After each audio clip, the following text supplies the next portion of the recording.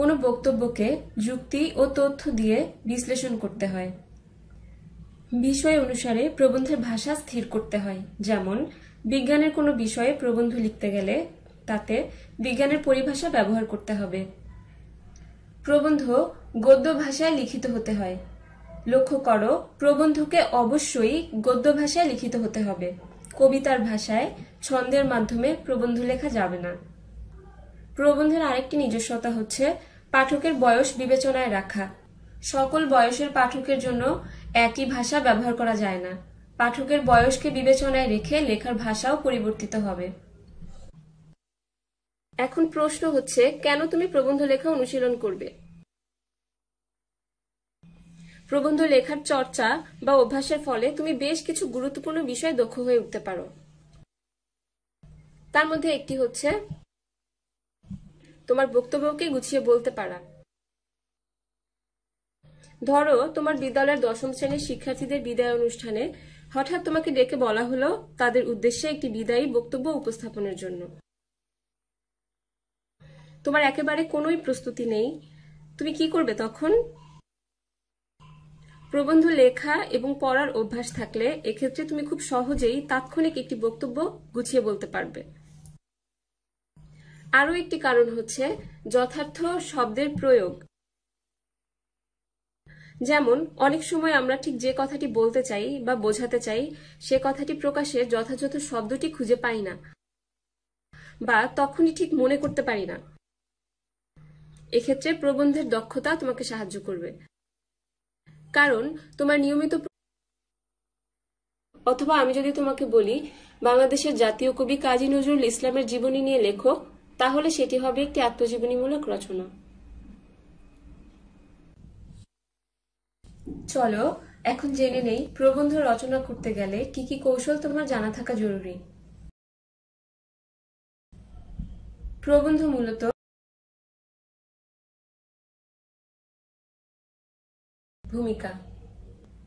ভূমিকা হবে সংক্ষিপ্ত, বিষয় সংশ্লিষ্ট, প্রাসঙ্গিক এবং আকর্ষণীয়। তুমি যে বিষয়ে প্রবন্ধ রচনা করবে সে বিষয়ে খুব সংক্ষেপ একটি ধারণা দিয়ে তোমার প্রবন্ধের সূচনা করবে। এরপরে রয়েছে বিষয়বস্তু বা মূল বক্তব্য। এটি প্রবন্ধের মূল অংশ। এটি হবে বিশদ এবং বর্ণনামূলক। প্রবন্ধের মূল বক্তব্য এই অংশে এসে পরিবেশিত হবে। আলোচনার সুবিধার্থে তুমি এটিকে কয়েকটি অংশে ভাগ করতে পারো। প্রয়োজনে বিভিন্ন উদাহরণ, উপমা, উদ্ধৃতি ইত্যাদি ব্যবহার করতে পারো। এখানে তুমি কোনো উদ্ধৃতি বা কবিতার অংশবিশেষ ব্যবহার করার ক্ষেত্রে লক্ষ্য করবে তা যেন অবশ্যই প্রাসঙ্গিক হয়। যেমন আমরা এখানে একটি বর্ষাকালের ছবি দেখতে পাচ্ছি।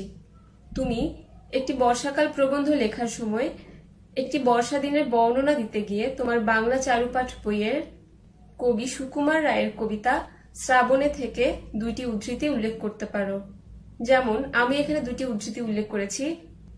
স্নান করে গাছপালা, প্রাণ খোলা বরসায়, নদী নালা ঘোলা জল ভরে ওঠে ভরসায়।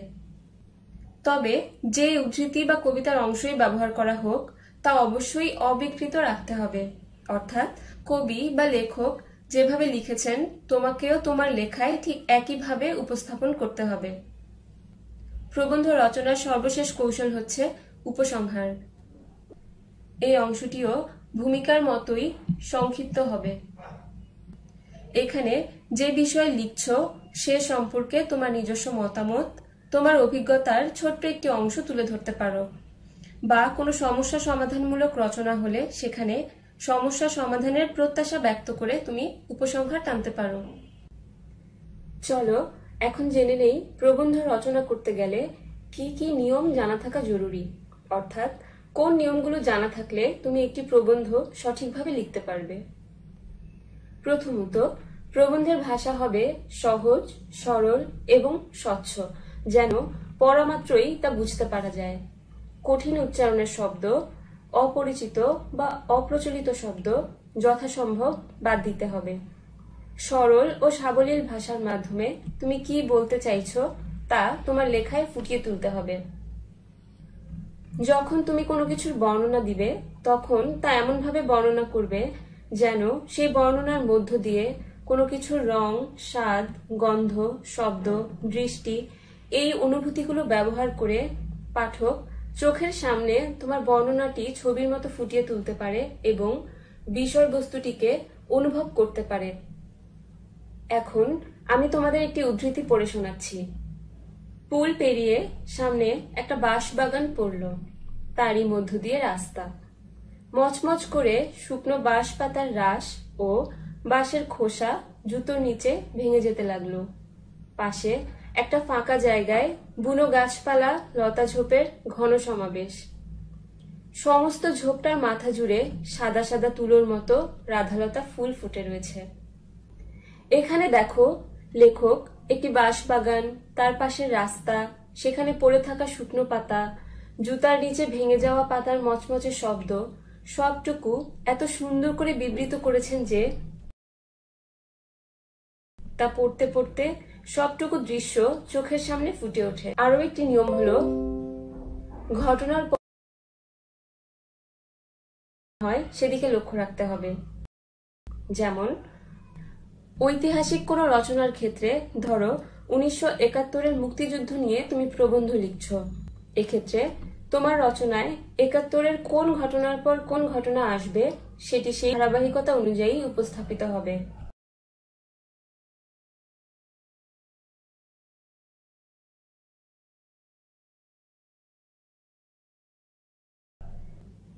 প্রবন্ধ সাধারণত নির্দিষ্ট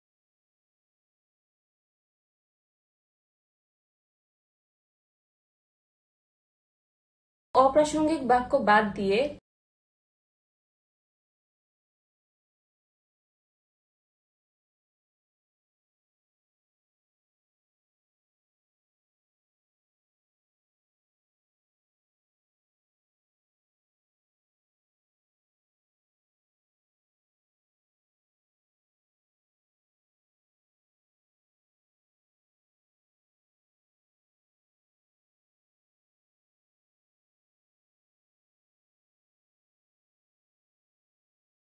প্রবন্ধ রচনায় দক্ষতা অর্জন রাতারাতি দক্ষতা অর্জন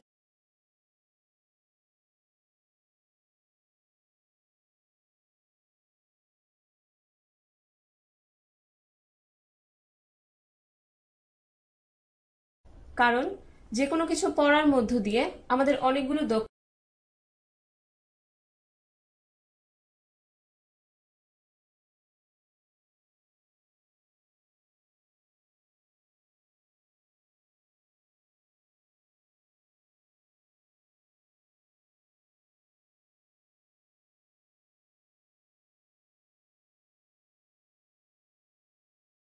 নিয়মিত পড়লে নানা বিষয়ে তোমার স্পষ্ট ধারণা জন্মাবে,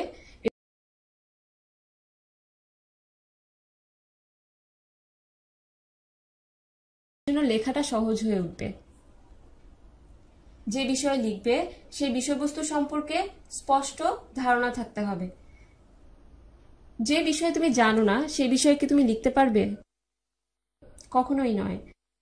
তোমার লেখার বিষয়বস্তু সে সম্পর্কিত সঠিক তথ্য, তোমার পক্ষের যুক্তি, তত্ত্ব, বিচার বিশ্লেষণ এগুলো বিষয়কেন্দ্রিক, প্রাসঙ্গিক এবং সামঞ্জস্যপূর্ণ হতে হবে। আরেকটি বিষয় হলো, একই বক্তব্য বারবার লেখা বা পুনরাবৃত্তি করা যাবে না। প্রাসঙ্গিক তথ্য উপাত্ত ছাড়াও নিজের বক্তব্যকে আরো জোরালো করার জন্য বিষয় সংশ্লিষ্ট প্রবাদ প্রবচন, কবিতার পংক্তি, উদ্ধৃতি এগুলো ব্যবহার করতে পারো। তবে তা অবশ্যই প্রাসঙ্গিক হতে হবে এবং খুব বেশি ব্যবহার করলে তোমার লেখার সৌন্দর্য নষ্ট হবে। তোমার নিজের অভিজ্ঞতা, শিক্ষা, চিন্তা শক্তি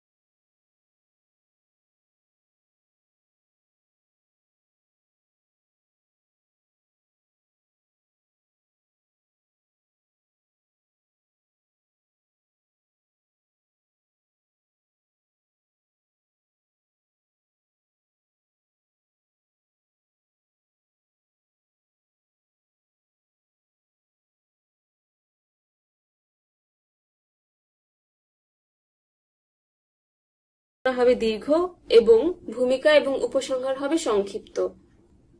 আমরা আরো জেনেছি প্রবন্ধ রচনায় দক্ষতা অর্জন করতে গেলে আমাদের প্রচুর পড়াশোনা করতে হবে, যেন যে কোনো বিষয় আমাদের বেশ ভালো জানাশোনা থাকে এবং যা লেখার ক্ষেত্রে, বিশেষ করে প্রবন্ধ লেখার ক্ষেত্রে আমাদের সাহায্য করবে। এবারে তোমরা তোমাদের বাড়ির কাজটি খাতায় লিখে নাও।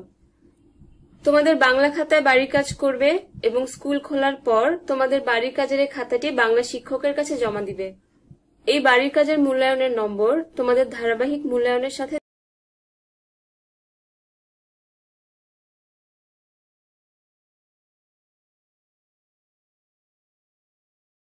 তোমার পছন্দ মতো একটি প্রবন্ধ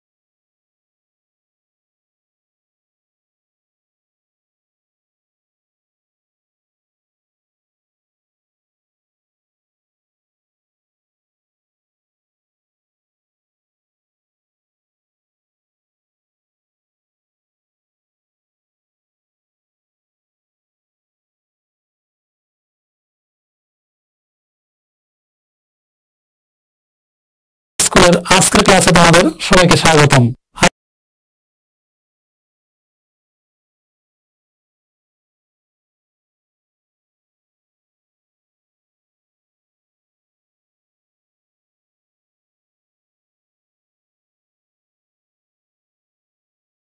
যা রাসূল সাল্লাল্লাহু আলাইহি ওয়াসাল্লামের উপর দীর্ঘ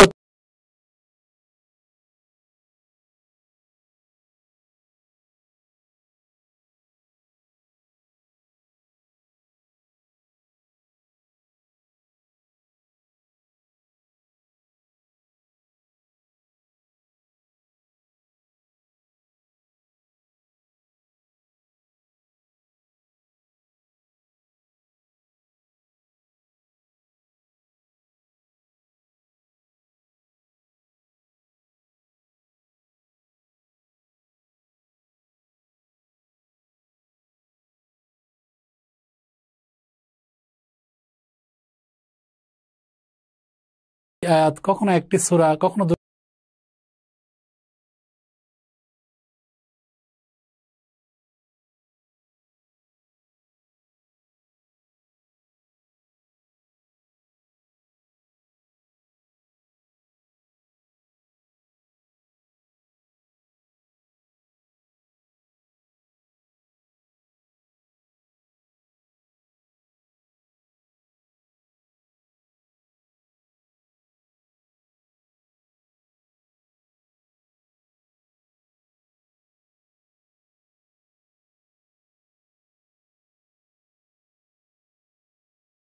আবার আলোচনা করব কোরআন মাজিদের বৈশিষ্ট্য নিয়ে। কোরআন মাজিদের বৈশিষ্ট্য কি সেগুলো তোমাদের বইয়ে চমৎকারভাবে দেওয়া আছে। তাছাড়া আমি আরও কিছু কথা বলি যা তোমাদের কাছে খুব স্পষ্ট হবে। কোরআন মাজিদের প্রথম, যার কারণে আমরা বলতে পারি কোরআন মাজিদের দ্বিতীয় যে বৈশিষ্ট্যটা সেটা হচ্ছে একটা অপরিবর্তনীয় চিরন্তন গ্রন্থ। 3 নম্বরে যদি আমরা আরেকটা বৈশিষ্ট্য তুলে ধরি তোমাদের কাছে, সেটা হলো যে কোরআন মাজিদ এমন একটা গ্রন্থ যার মধ্যে সকল কিছুর, সকল সৃষ্টি জগতের সকল কিছু তিনি মৌলিক বিষয়গুলো তুলে ধরেছেন, যেখানে তিনি বলেছেন মা ফাররাতনা ফিল কিতাবি মিন শাইইন। এটা এমন একটা গ্রন্থ যেখানে কোনো কিছুর আলোচনাই আমি বাদ দেইনি। তাহলে আমরা দেখলাম যে কোরআন মাজিদের বৈশিষ্ট্যের মধ্যে তৃতীয় যেই কথাটা বলা যায় সেটা হচ্ছে সকল বিষয়ের আলোচনা যেখানে রয়েছে সেই এমন একটা গ্রন্থ হচ্ছে আল কোরআন। তাছাড়া তোমাদের বইয়ের মধ্যে যে বিষয়গুলো দেওয়া আছে সেটা হচ্ছে যে এটা একটা সর্বশেষ এবং সর্বশ্রেষ্ঠ আসমানি কিতাব, এবং যে 104টা আসমানি কিতাবের মধ্যে এটা হচ্ছে একটা বড় এবং প্রসিদ্ধ গ্রন্থ। কোরআন মাজিদের বৈশিষ্ট্যের পরে এবার আমরা আলোচনা করব কোরআন মাজিদের গুরুত্ব। এই প্রসঙ্গে আল্লাহ তাআলা বলেছেন আল-ইয়াউমা আকমালতু লাকুম দীনাকুম ওয়া আতমামতু আলাইকুম নি'মাতি ওয়া রাদিতু লাকুমুল ইসলাম দীনা। এটা এমন একটা গ্রন্থ যা অবতরণের শেষে, নাজিল করার শেষে তিনি বলেছেন আল-ইয়াউমা আকমালতু লাকুম দীনাকুম, আজ আমি তোমাদের জন্য তোমাদের জীবন বিধানকে পরিপূর্ণ করে দিলাম। এবং তিনি আর বলেছেন ওয়া রাদিতু লাকুমুল ইসলাম দীনা, এবং বলেছেন যে এই যে জীবন বিধান এর আলোকে যে ইসলাম, সেই ইসলাম এমন একটা গ্রন্থ, এমন একটা বিধান যেটাকে মানুষ অনুকরণ করলে আল্লাহ তাআলা তার উপরে সন্তুষ্ট থাকেন, যার কারণে তিনি বলে দিয়েছেন দীনা। তাহলে আমরা জানতে পারলাম যে এই কোরআন মাজিদের গুরুত্ব অনেক অনেক গুরুত্ব রয়েছে আল্লাহ তাআলা সন্তুষ্টি অর্জনের জন্য, এবং পরিপূর্ণভাবে ইসলামে নিজেকে প্রবেশ করানোর জন্য এই কোরআন মাজিদের ভূমিকা অনেক। তাছাড়া এখানে সকল জ্ঞান বিজ্ঞানের আধার, তোমার অতীতের ইতিহাস রয়েছে, বর্তমানের প্রেক্ষাপট রয়েছে, ভবিষ্যতের কথা, এবং কিয়ামত, হাসর, মিজান, পুলসিরাত, তখনকার বিষয়গুলো এখানে আলোচনা হয়েছে। এবার আমরা আলোচনা করব কোরআন মাজিদের তেলাওয়াত নিয়ে। আসলে দুই ভাবে তেলাওয়াত করা যায়, একটা হচ্ছে নাজিরা তেলাওয়াত, আরেকটা হচ্ছে মুখস্থ তেলাওয়াত। যারা তোমরা মুখস্থ পারো তারা তো চমৎকার ভাবে মুখস্থ করতে পারো।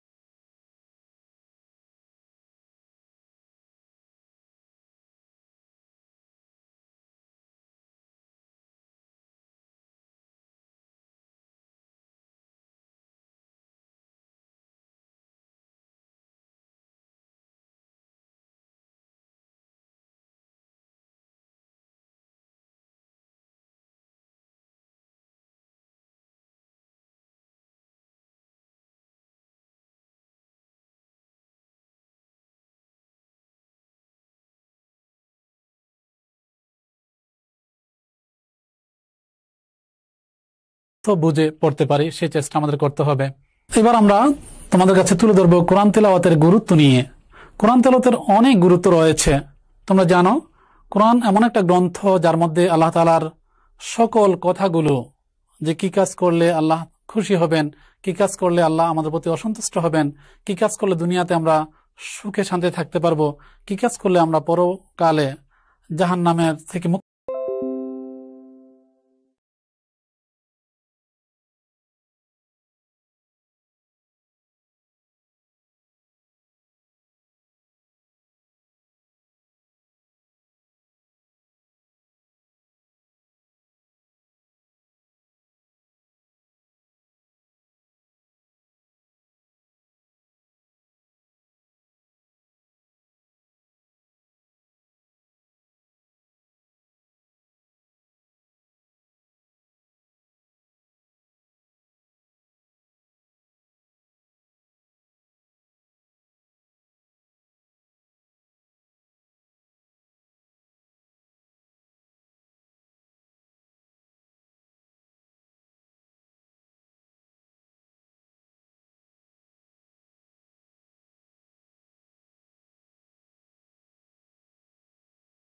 প্রকার রয়েছে। নাজিরা তেলাওয়াত মানে দেখে দেখে তেলাওয়াত। আমরা একটু আগে বলেছি যে কোরআন মাজিদ দুই ভাবে তেলাওয়াত করা,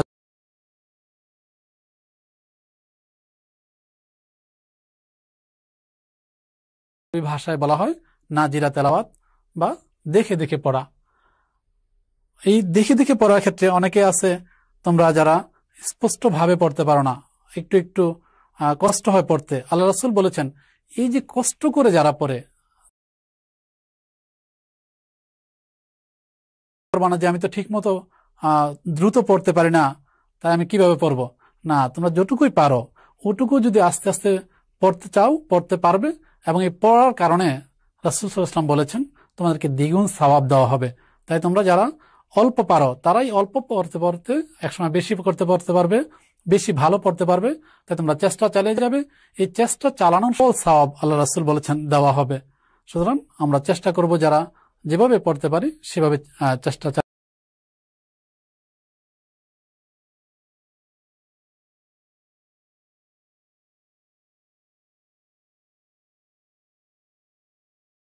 এই তাজবিদ নিয়ে আলোচনা হয়েছে তৃতীয় পাঠের মধ্যে। আমরা এবার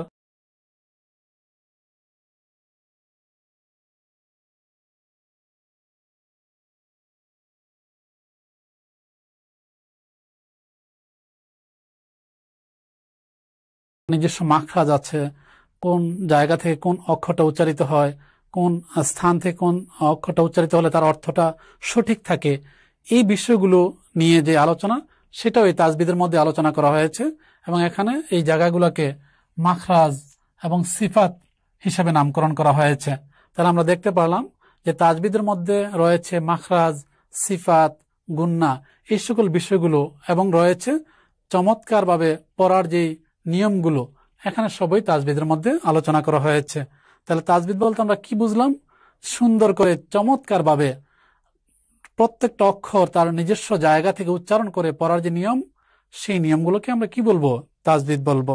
ভালোভাবে তাজবিদ অনুসারে কোরআন মাজিদ পড়ার জন্য আল্লাহ রাসূল বলেছেন যে খায়রুকুম মান তাআল্লামাল কুরআনা ওয়া আল্লামাহু, তোমাদের মধ্যে তো সেই ব্যক্তি উত্তম যে নিজে কোরআন পড়ে এবং অপরকে কোরআন পড়ানোর শিখায়, অর্থাৎ নিজে শিখে এবং অপরকে শিখায়, সেই তো তোমাদের মধ্যে উত্তম ব্যক্তি। তাহলে আমরা বুঝতে পারলাম যে উত্তম ব্যক্তি হবে সে যে নিজে চমৎকারভাবে কোরআন পড়তে পারে এবং অন্যকে আবার চমৎকারভাবে সে কোরআন শিখাতে পারে।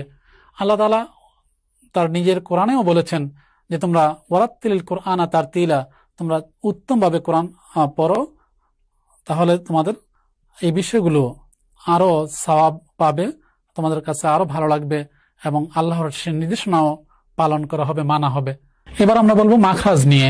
মাখরাজ শব্দের অর্থ হচ্ছে বের হওয়ার, উচ্চারণের স্থান। আরবি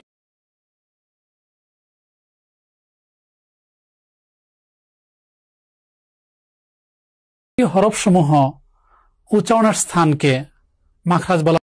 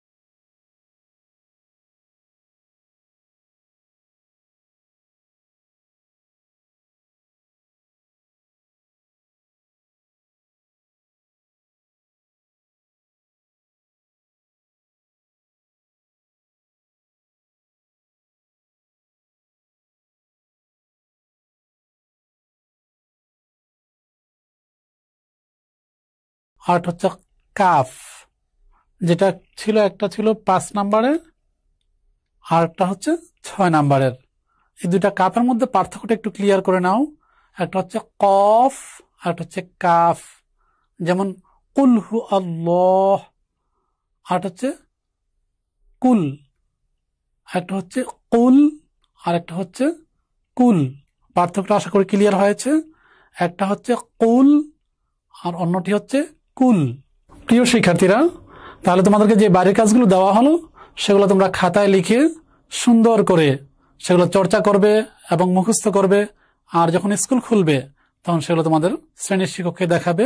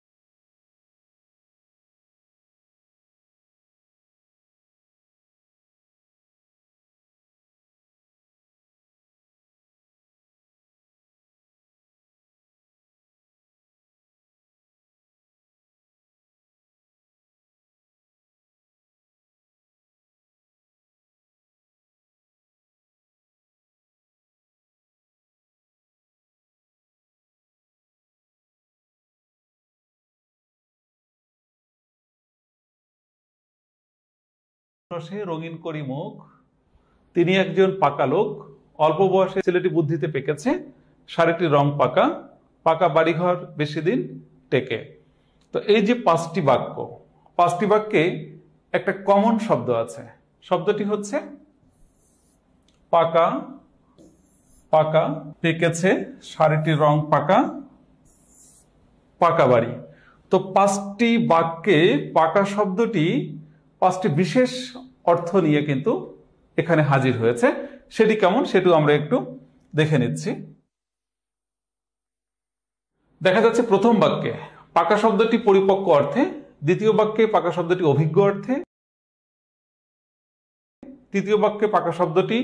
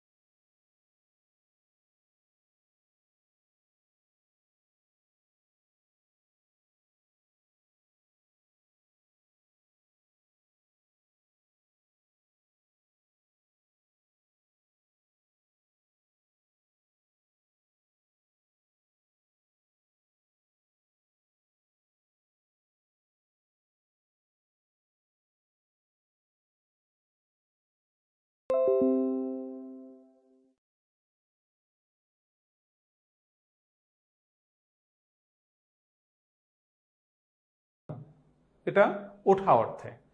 আচ্ছা, জাগা অর্থে। উঠা শব্দটি এখানে আরোহণ অর্থে কি হচ্ছে, পর্বত শৃঙ্গে ওঠা খুবই কষ্টকর। তাহলে আমরা কি দেখছি যে উঠা শব্দটি এখানে তিনটা ভিন্ন ভিন্ন বাক্যে তিনটা ভিন্ন ভিন্ন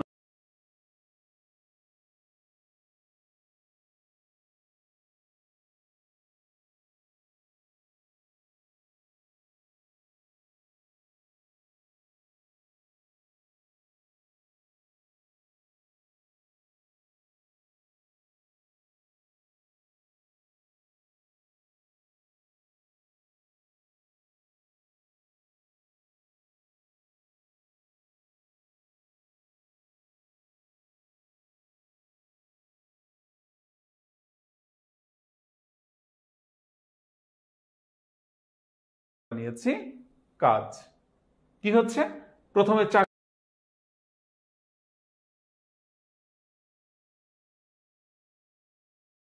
সেই অর্থে।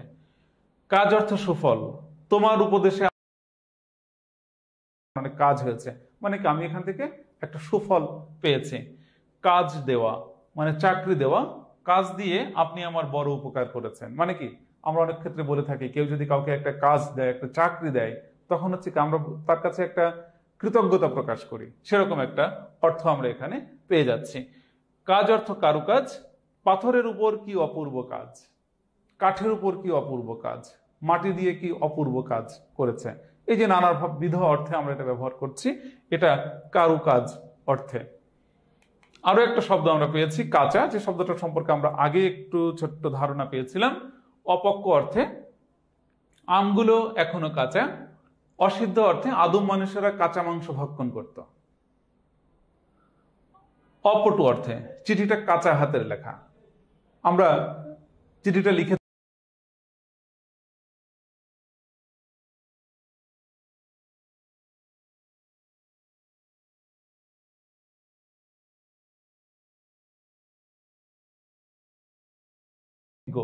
অপটু এই অর্থ।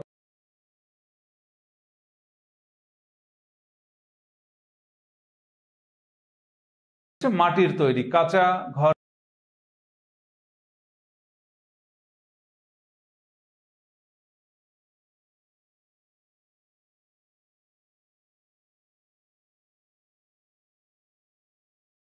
চোখ, চোখ রাখা, দৃষ্টি রাখা। বাক্যটাকে ছেলেটির উপর চোখ রেখো, আমরা অনেক সময় বলি কিন্তু যে ছেলেটির উপর চোখ রেখো, তাকে চোখে চোখে রেখো, এরকম অর্থে কিন্তু আমরা বলছি। এটা দৃষ্টি রাখা বা খেয়াল রাখা। চোখ ওঠা রোগ বিশেষ, অনেকের চোখে নানা রকম ইনফেকশন হয়, সেটাকে আসলে বলে চোখ ওঠা। সেই অর্থে চোখ ওঠাতে সে ভীষণ কষ্ট পাচ্ছে। চোখ খোলা, সতর্ক হওয়া হবে, সাবধানে চলতে হবে, সেই অর্থে এখানে বাক্যে চোখ খোলা প্রয়োগ হলো। চোখ রাঙানো মানে রাগ দেখানো, আমাকে চোখ রাঙিয়ে লাভ নেই। আরেকটা শব্দ আমরা নিয়েছি মাথা।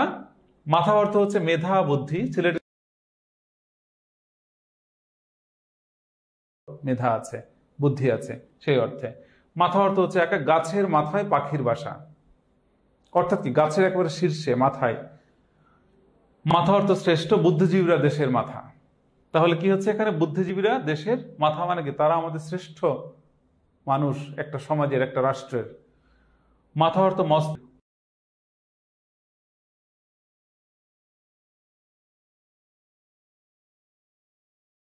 কম্প্রোমাইজ করা যাবে না, সেই অর্থে মাথা দ্বারা হচ্ছে শিরোপি। আমরা তাহলে দেখতে পাচ্ছি যে মাথা শব্দটি আমাদের এখানে 5টি বিশেষ অর্থে প্রযুক্ত হয়েছে। আরো একটা শব্দ আছে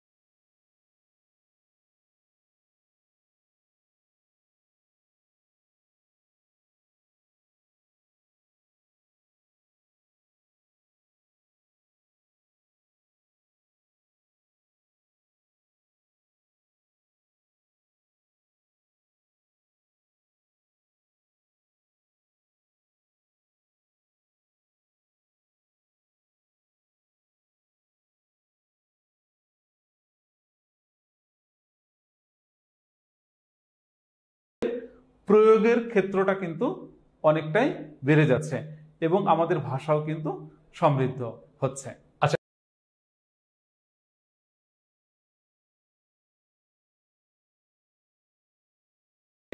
নমুনা প্রশ্ন আসবে, সেরকম কিছু আমরা 90 প্রশ্ন আমরা একটু দেখে নিচ্ছি। কোন বাক্যটিতে কাঁচা অর্থে অপক্ক? এই অপক্ক অর্থে কাঁচা শব্দটি কোথায় ব্যবহৃত হয়েছে? চিঠিটি কাঁচা হাতের লেখা, কাপড়টির রং একেবারেই কাঁচা, আমগুলো এখনো কাঁচা, কাঁচা ঘরবাড়ি ঝড়ে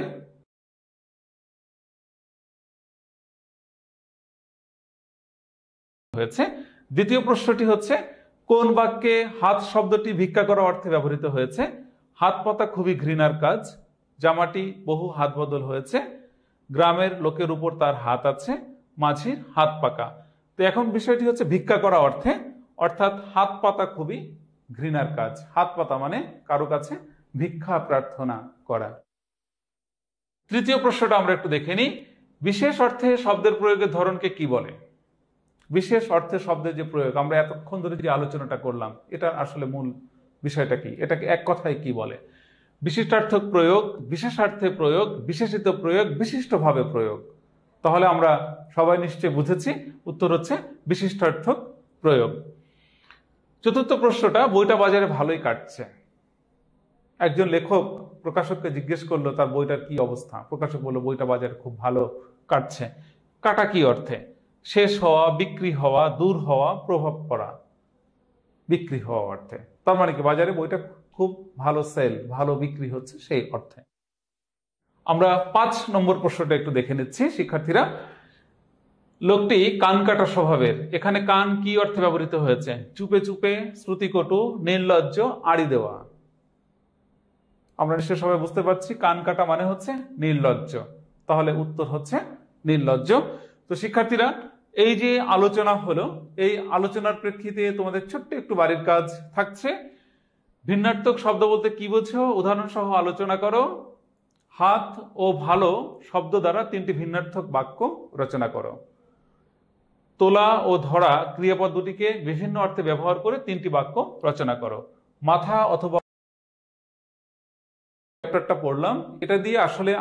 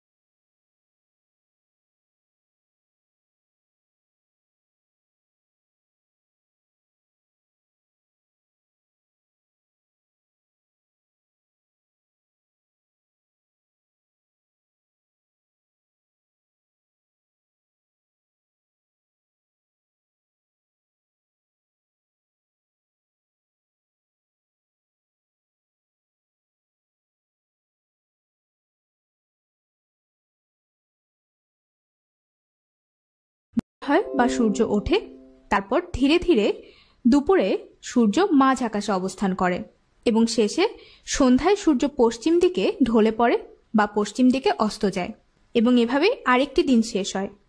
প্রতিদিনই এমন হয়। তাহলে কি আমাদের এই পৃথিবীকে কেন্দ্র করে সূর্য তার চারপাশে ঘুরছে?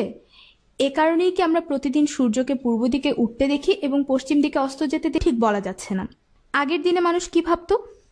মানুষ প্রাচীনকাল থেকেই সূর্য, চন্দ্র, তারা নিয়ে খুব আগ্রহী ছিল। এখনকার মতো অত আধুনিক যন্ত্রপাতি তখন ছিল না, তাই খালি চোখে যেমনটি বোঝা যেত তেমনটিই তারা বিশ্বাস করতেন। খালি চোখে যেমন আমাদের কাছে মনে হয় সূর্যই পৃথিবীকে কেন্দ্র করে এর চারদিকে ঘুরতে থাকে। এখন চলো কোপার্নিকাসের দেওয়া সূর্য কেন্দ্রিক এই মতবাদ কিভাবে কাজ করছে সেটি বুঝি। মনে করো তুমি বাসে করে কোথাও যাচ্ছ। বাস খুব দ্রুত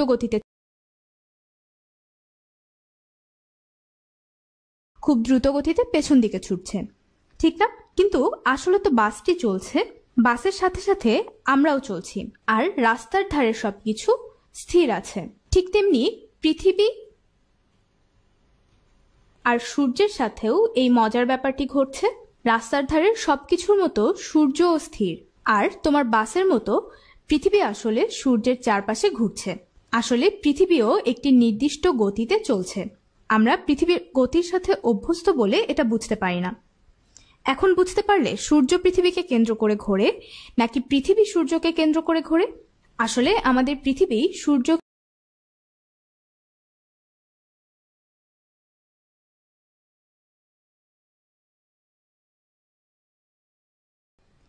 এবং জ্যোতিষ্ক মিলে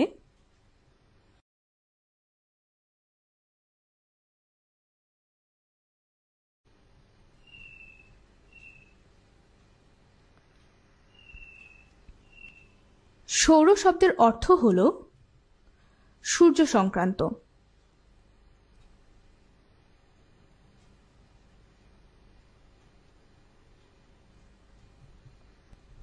তার মানে সূর্য সংক্রান্ত এই জগৎকে আমরা এক কথায় সৌরজগৎ বলি। যেমন এই ছবিতে দেখো, সূর্যকে কেন্দ্র করেই এই গ্রহগুলো ঘুরছে। পৃথিবী ছাড়াও সূর্যের আরও 7টি গ্রহ আছে। আমরা একটু হাতে এঁকে দেখি। মনে করো এটি হলো সূর্য। সৌরজগতের সব গ্রহগুলো সূর্যকে কেন্দ্র করে একটি নির্দিষ্ট পথে ঘুরতে থাকে। প্রতিটি গ্রহের জন্যই একটি নির্দিষ্ট পথ আছে। প্রতিটি গ্রহই এই নির্দিষ্ট পথ অনুসরণ করে সূর্যকে কেন্দ্র করে ঘুরতে থাকে। এভাবেই গঠিত হয় আমাদের সৌরজগৎ। পৃথিবী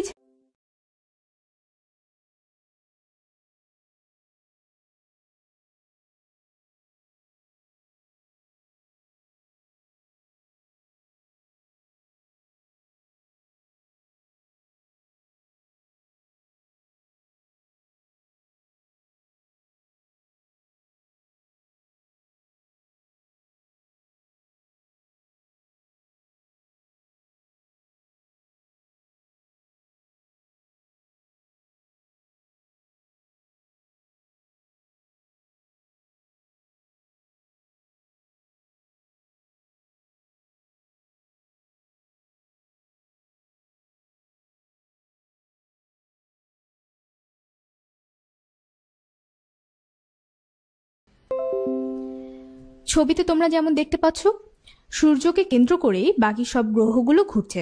সূর্যই সৌরজগতের কেন্দ্রে অবস্থিত। সূর্য অন্যান্য নক্ষত্রের মতো একটি জ্বলন্ত গ্যাস পিণ্ড।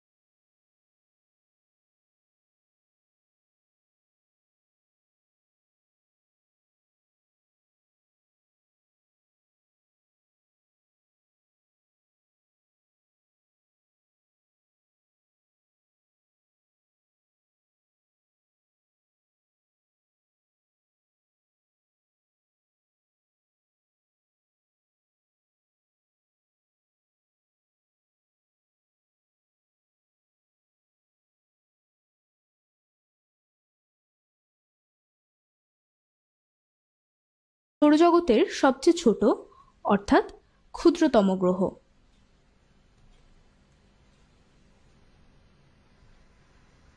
বুধ গ্রহের নিজস্ব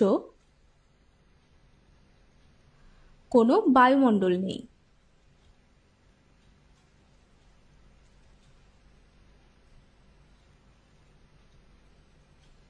এখন তোমরা শুক্র গ্রহের ছবি দেখতে পাচ্ছ। শুক্র গ্রহ হলো সূর্য থেকে দূরত্বের দিক দিয়ে সৌরজগতের দ্বিতীয় গ্রহ।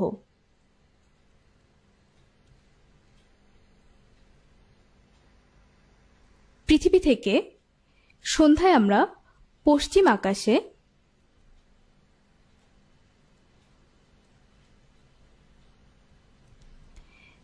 যে সন্ধ্যা তারা দেখি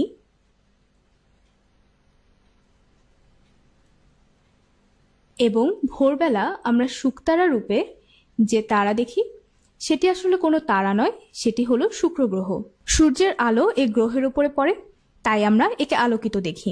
সূর্য থেকে দূরত্বের দিক দিয়ে পৃথিবী হলো তৃতীয় গ্রহ।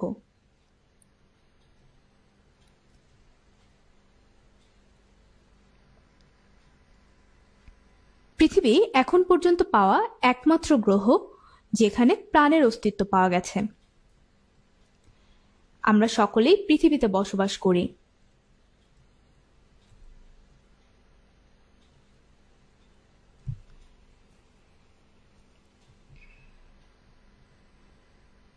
এই ছবিতে দেখো, পৃথিবীকে কেন্দ্র করে আবার ঘুরছে চাঁদ, অর্থাৎ সূর্যকে কেন্দ্র করে পৃথিবী ঘুরছে, আবার পৃথিবীকে কেন্দ্র করে চাঁদ ঘুরছে।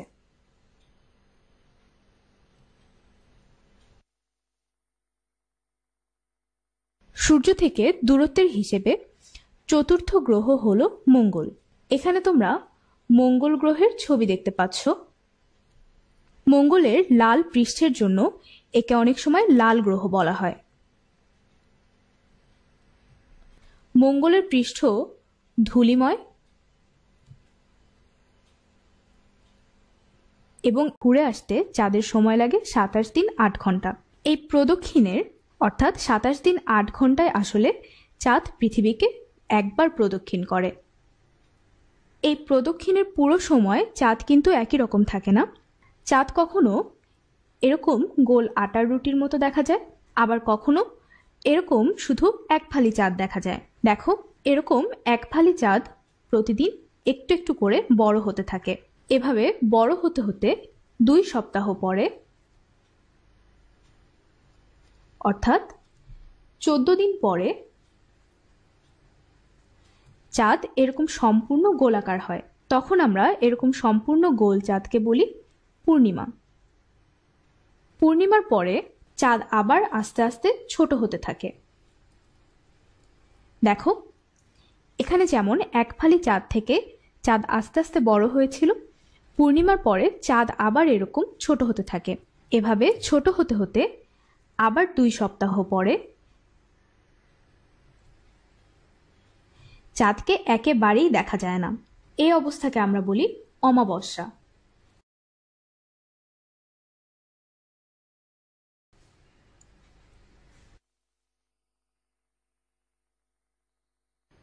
পৃথিবীর একমাত্র প্রাকৃতিক উপগ্রহ হল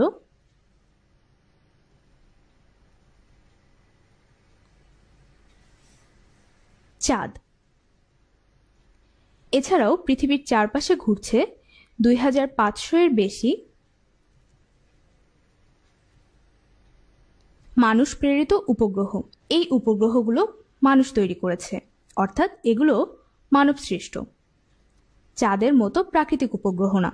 মানব সৃষ্ট এসব উপগ্রহকে বলা হয় কৃত্রিম উপগ্রহ। এখানে তোমরা এরকম একটি কৃত্রিম উপগ্রহের ছবি দেখতে পাচ্ছ।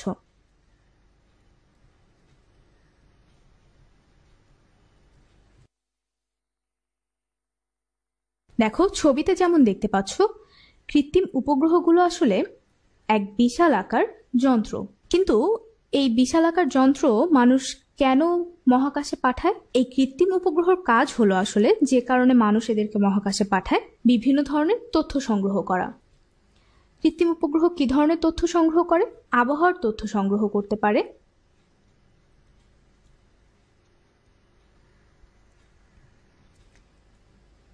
টেলিযোগাযোগের কাজেও লাগতে পারে। এছাড়াও আরো বিভিন্ন ধরনের কাজ আছে এদের, যে কারণে মানুষ এদেরকে মহাকাশে পাঠায়। দেখো, তোমরা হয়তো ভাবছো এই কৃত্রিম উপগ্রহে কেন বাংলাদেশের পতাকা দেখা যাচ্ছে। তার কারণ হলো এই যে 2500-এর বেশি মানবসৃষ্ট উপগ্রহ মহাকাশে আছে, তাদের মধ্যে আমাদের দেশের একটি উপগ্রহ আছে। আমাদের দেশের একমাত্র এই উপগ্রহের নাম হলো Bangabandhu satellite 1।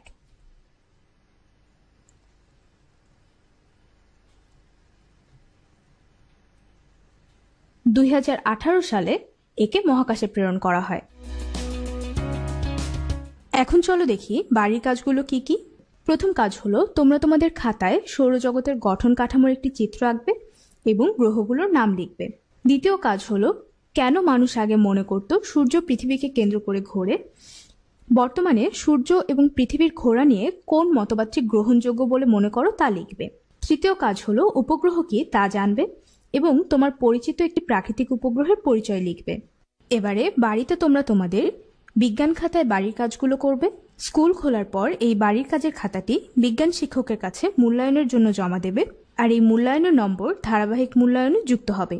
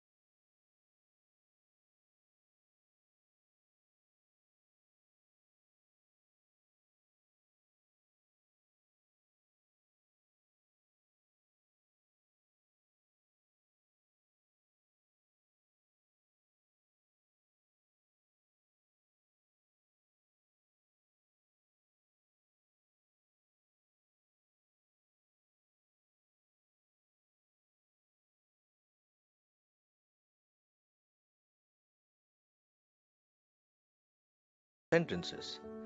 Our focus today is part 1 form of sentences. The learning outcomes for today are: number 1, learning about the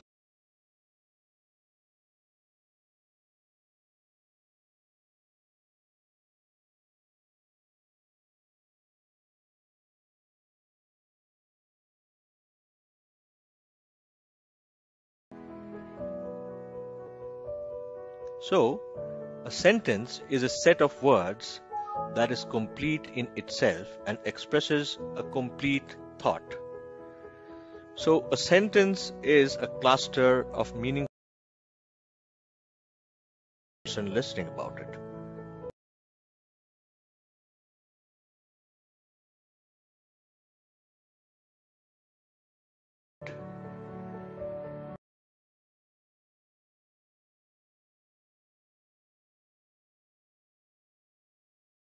Where it ends with a question mark, or it could just be an exclamation where it ends with an exclamation mark.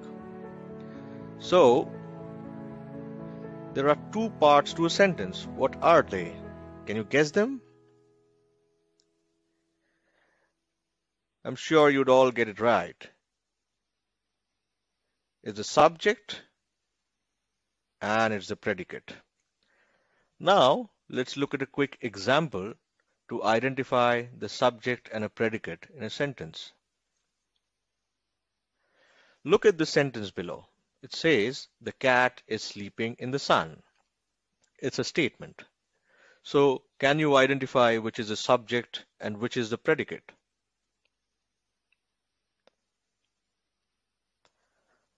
I'm sure all of you would have got it right, but let's have a quick look at the answer anyway. So the cat is the subject, as we are talking about the cat and what it's doing. And sleeping in the sun is the predicate.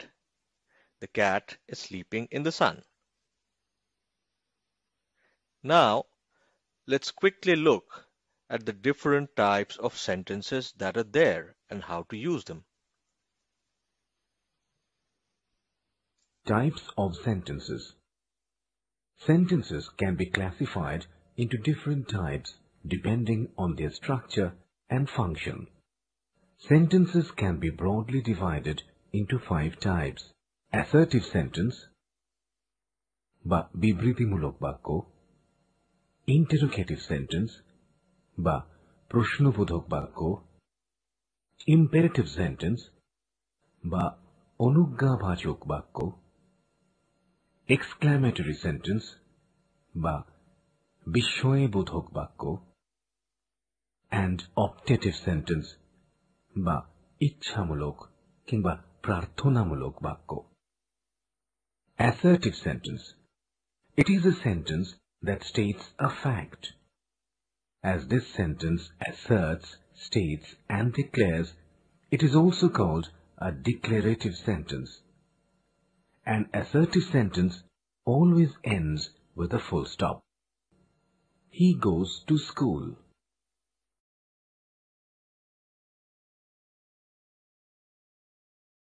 Assertive sentence. এবার আমরা দেখে নেব বাক্যের গঠনটি কেমন হয়। প্রথমে subject, তারপর verb, তারপর অবজেক্টিভ কিংবা কমপ্লিমেন্ট এবং সবশেষে There were many boys in the school. এখানে সাবজেক্ট হলো there, verb হলো were, object many boys are adverbial in the school.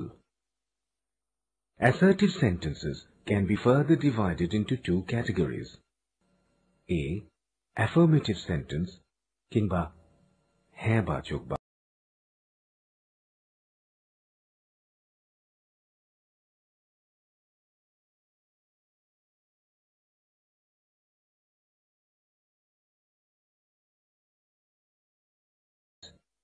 It is used to express the validity or truth of a basic assertion. For example, Abdul lives in the village. Rita came here. Negative sentence. It is a sentence that states that something is not true or is incorrect. The word not is used in the negative sentence in order to negate or cancel the valid. In case of a sentence with a be verb, the word not is used after the verb. For example, is হলো be verb R not শব্দটি তার পরে ব্যবহৃত হচ্ছে. They are not healthy. এখানে are হলো be verb, not are এর পরে আসছে.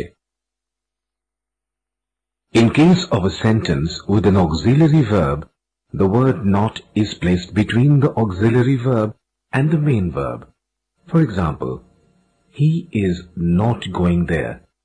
এক্ষেত্রে is এবং going এর মাঝখানে not শব্দটি ব্যবহৃত হয়েছে. She has not written the letter. এক্ষেত্রে main verb written R auxiliary verb has এর মধ্যে বসেছে not শব্দটি.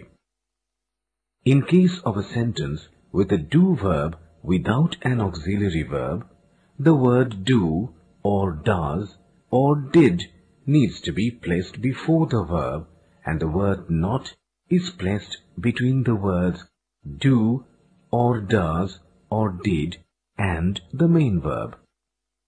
For example, he does not work. এখানে not শব্দটি ব্যবহৃত হচ্ছে does এবং work এর মাঝখানে. They did not play. এখানে main verb play এবং did শব্দটির মাঝখানে not শব্দটিকে বসানো হয়েছে. Interrogative sentence. It is a type of a sentence that asks a question. It ends with a question mark. For example, how are you? Does he stay here? Are you the captain? Interrogative sentences can be broadly divided into two categories: yes-no question or polarity question and WH question. Yes-no questions are those that can be answered with a yes or no. Yes-no প্রশ্ন হলো সেই প্রশ্ন যা yes কিংবা no দিয়ে উত্তর দেওয়া সম্ভব।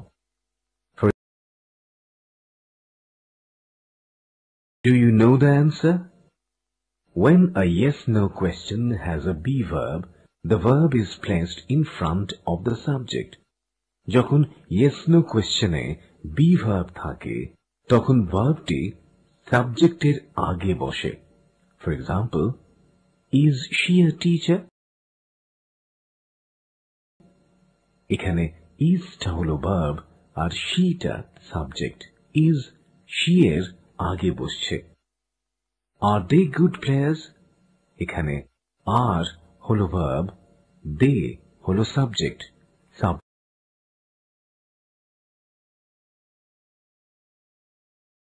Auxiliary verb, only the auxiliary verb is placed in front. Are you studying? Are হলো auxiliary verb যা সাবজেক্ট you এর আগে বসছে। মেইন verb studying বসছে সাবজেক্টের পরে। Were they playing football?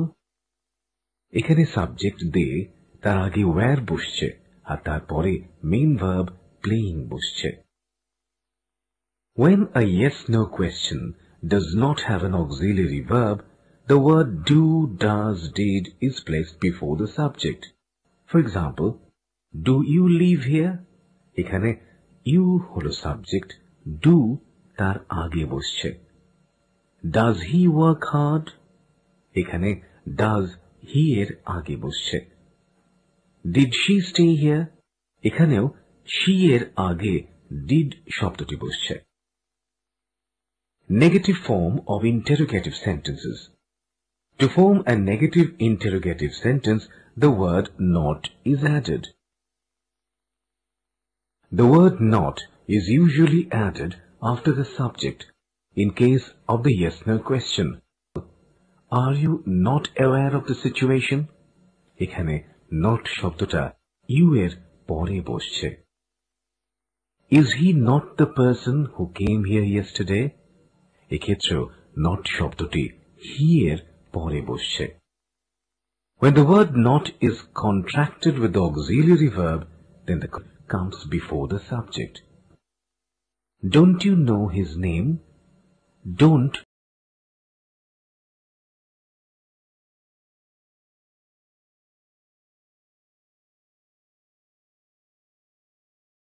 it এর আগে isn't শব্দটা বসছে, অর্থাৎ এর মধ্যে রয়েছে is এবং not.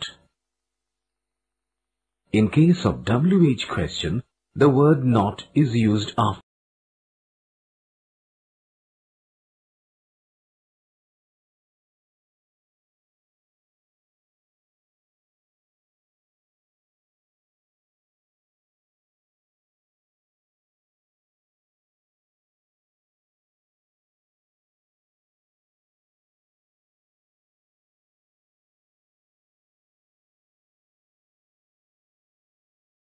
WH ওয়ার্ডের পরে আসছে।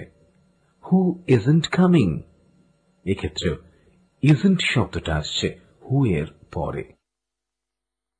Imperative sentence. It is a sentence that expresses command, request, advice, or suggestions. An imperative sentence does not have a subject. The subject is implied. The subject implied is you. Here are some examples of imperative sentences. এবার কয়েকটা imperative sentenceর দিকে আমরা চোখ রাখব। প্রথমেই command বা আদেশ। Shut the door. Complete the work now. দুটো ক্ষেত্রেই কোনো সাবজেক্ট নেই, দুটোর ক্ষেত্রেই সাবজেক্ট হল ইউ, যা উহ্য বা ইমপ্লায়েড। এবার রিকোয়েস্ট বা অনুরোধ, please give me the book, lend me your pen please. এক্ষেত্রে প্লিজ শব্দটি ব্যবহৃত হচ্ছে। সাজেশন বা পরামর্শ, you keep to the left while walking on the road. Do not use a mobile phone while you are driving. Exclamatory sentence. It is a sentence that expresses strong emotion of joy, anger, or grief. An exclamatory sentence has a mark of exclamation. Hooray! We have won the match. হুররের পরে mark of exclamation রয়েছে। এক্ষেত্রে বিস্ময়বোধক বাক্যটি আনন্দ প্রকাশ করছে। Alas, I have failed. এক্ষেত্রেও exclamatory mark ব্যবহৃত হচ্ছে, কিন্তু এখানে আবেগটি দুঃখের। There are certain words that generate the emotion in an exclamatory sentence.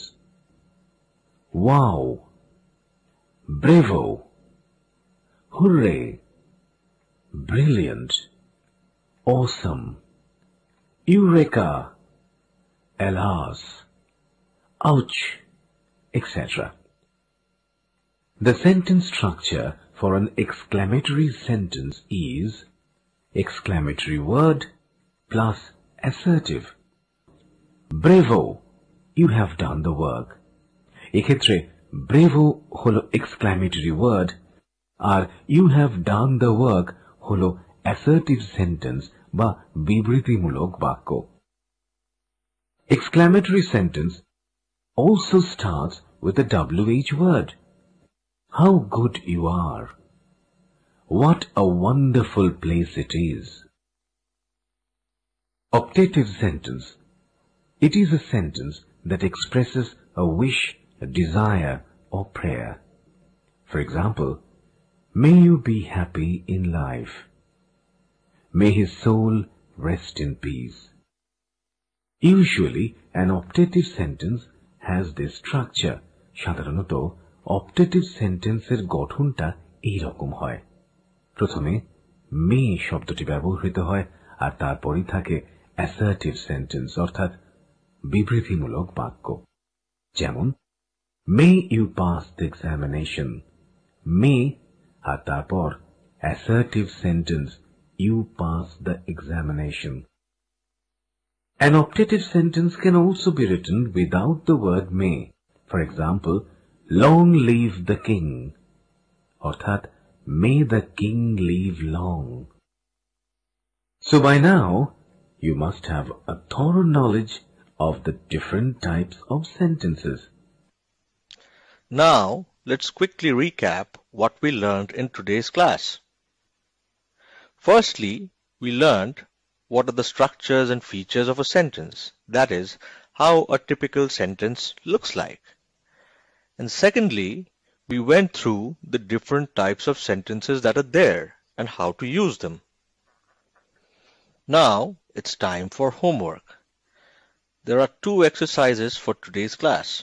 Number 1, rearrange the words below to make meaningful sentences out of them.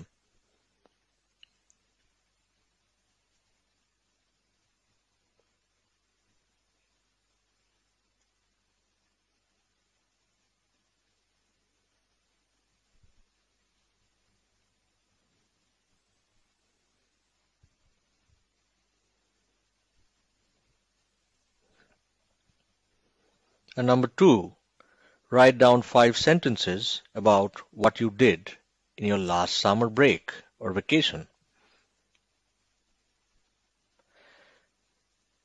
Please note down the questions carefully and practice them at home. Thank you for attending the class today, dear students. Hope it was interesting for you. Hope to speak to you again in our next class. Until then, stay safe. Thank you. তোমাদের আজকের এই ক্লাসে যে সমস্ত বাড়ির কাজ দেওয়া হলো সেগুলো অবশ্যই সংশ্লিষ্ট সাবজেক্টের খাতায় লিখে রাখবে। বিদ্যালয় খুললে খাতাটি বিষয় শিক্ষকের কাছে জমা দিতে হবে মূল্যায়নের জন্য। এই মার্কস ধারাবাহিক মূল্যায়নে যোগ হবে। সুস্থ থাকো, ভালো থাকো, সরকারি নির্দেশনা মেনে ঘরে অবস্থান করো এবং স্বাস্থ্যবিধি মেনে চলো।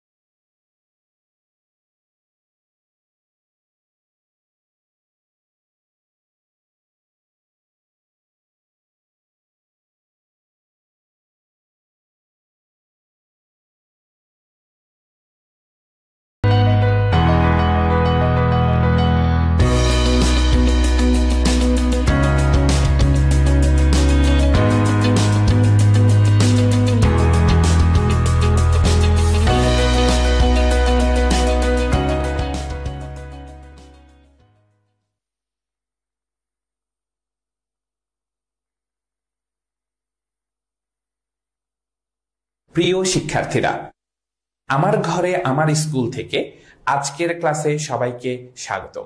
আমরা এখন কথা বলতে চাইব অম্ল, ক্ষারক এবং লবণ এই তিনটা বিষয় নিয়ে আমাদের বিজ্ঞানে যে অধ্যায়টা আছে এটা নিয়ে। যে দুটো ফল আমরা দেখতে পাচ্ছি, লেবু এবং কলা, এই দুটো ফলের সাথে পরিচিত না এরকম খুব কম মানুষ আছি আমরা।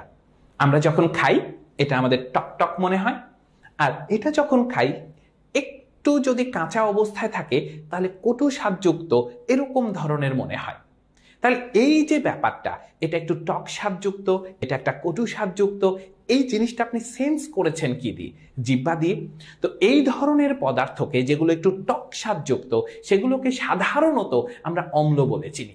যারা একটু কটু স্বাদযুক্ত তাদেরকে সাধারণত আমরা ক্ষারক বলে চিনি। আর এদেরকে আপনি নির্ধারণ করছিলেন কি দিয়ে? জিহ্বা দিয়ে। তাই এটা দিয়ে আপনি নির্দেশ করছিলেন, তাই এটা একটা নির্দেশক। তো এখন সব ক্ষেত্রে তো আর এরকম আমাদের যে ইন্দ্রিয়গুলো আছে সেগুলোকে ব্যবহার করতে পারি না। তাহলে নির্দেশক নামের কোনো একটা কিছু থাকা উচিত যা দিয়ে আমরা নির্দেশ করতে পারবো কোনটা অম্ল কোনটা ক্ষারক। এখন আমরা সেই নির্দেশক নিয়ে একটু কথা বলার চেষ্টা করব। তাহলে নির্দেশক হচ্ছে যে সকল পদার্থ নিজের রং পরিবর্তনের মাধ্যমে কোনো একটি বস্তু অম্ল নাকি ক্ষারক নাকি কোনোটাই না, এই ব্যাপারটা নির্দেশ করে থাকে, তাদেরকে আমরা নির্দেশক বলে থাকি। তাহলে নির্দেশক কি? যারা নিজেদের রং পরিবর্তন করবে, রং পরিবর্তনের মাধ্যমে আপনাকে বুঝাবে সেটা অম্ল নাকি ক্ষারক নাকি কোনোটিই না, এই ধরনের পদার্থকে আমরা বলে থাকবো নির্দেশক। তো অনেক ধরনের নির্দেশক ব্যবহৃত হয়, তার মধ্যে কিছু নির্দেশক আমরা দেখতে পাচ্ছি, যেরকম আমরা বলছি লিটমাস কাগজ, এটা রঙের মাধ্যমে আপনাকে কিছু নির্ধারণ করে দিবে। আমরা দেখতে পাচ্ছি ফেনলফথ্যালিন, আমরা দেখতে পাচ্ছি মিথাইল অরেঞ্জ, আমরা দেখতে পাচ্ছি মিথাইল রেড। এরা প্রত্যেকে অম্ল এবং ক্ষারক দ্রবণে আলাদা আলাদা বর্ণ প্রদর্শন করে থাকে। সেখান থেকে আমরা অম্ল এবং ক্ষারককে আইডেন্টিফাই করতে পারি। একটু গল্প করে আসি লিটমাস কাগজ নিয়ে। তো আমরা যদি লিটমাস কাগজের হিস্ট্রিটা দেখতে চাই তাহলে একটু দেখেন, খুব সুন্দর একটা কথা। আনুমানিক 1300 খ্রিস্টপূর্বাব্দে এই সময়টায় নোভা নামের একজন মানুষ, এই নোভা স্যার ছিলেন দেখেন চিকিৎসক, এই স্প্যানিশ চিকিৎসক সর্বপ্রথম লিটমাস কাগজ ব্যবহার করেছিলেন।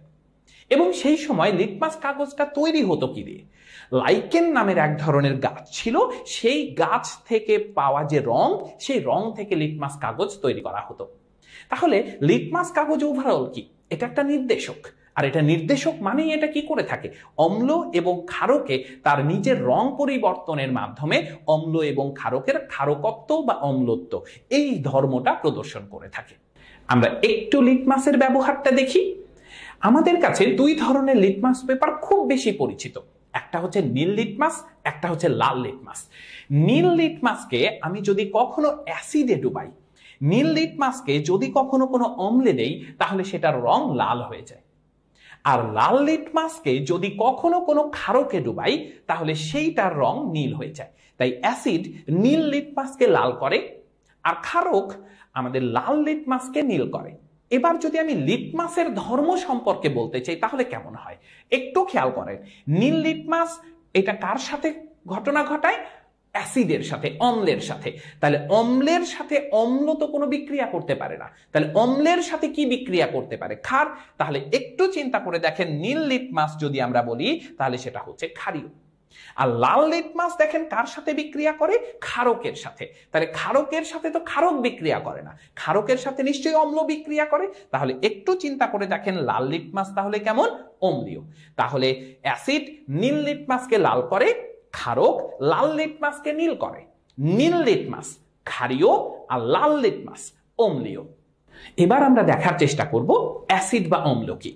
এটাকে অনেকভাবে সংজ্ঞায়িত করা হয়, তার মধ্যে একটা ঘটনা আমরা বলার চেষ্টা করছি। যে সকল যৌগ জলীয় দ্রবণে হাইড্রোজেন আয়ন প্রদান করে, যে সকল যৌগ জলীয় দ্রবণে হাইড্রোজেন আয়ন প্রদান করবে তাদেরকে আমরা বলবো অ্যাসিড। যেরকম ভাবে দেখেন হাইড্রোক্লোরিক অ্যাসিড, এখানে জলীয় দ্রবণ দিয়েছি, সাথে সাথে আমি পেয়েছি হাইড্রোজেন আয়ন এবং ক্লোরাইড আয়ন, তাই অবশ্যই আমি বলতে পারি যে এটা একটা অ্যাসিড। এবার এই অ্যাসিডের গঠন যদি আমরা চিন্তা করে থাকি, এটা দুই ধরনের হয়ে থাকে।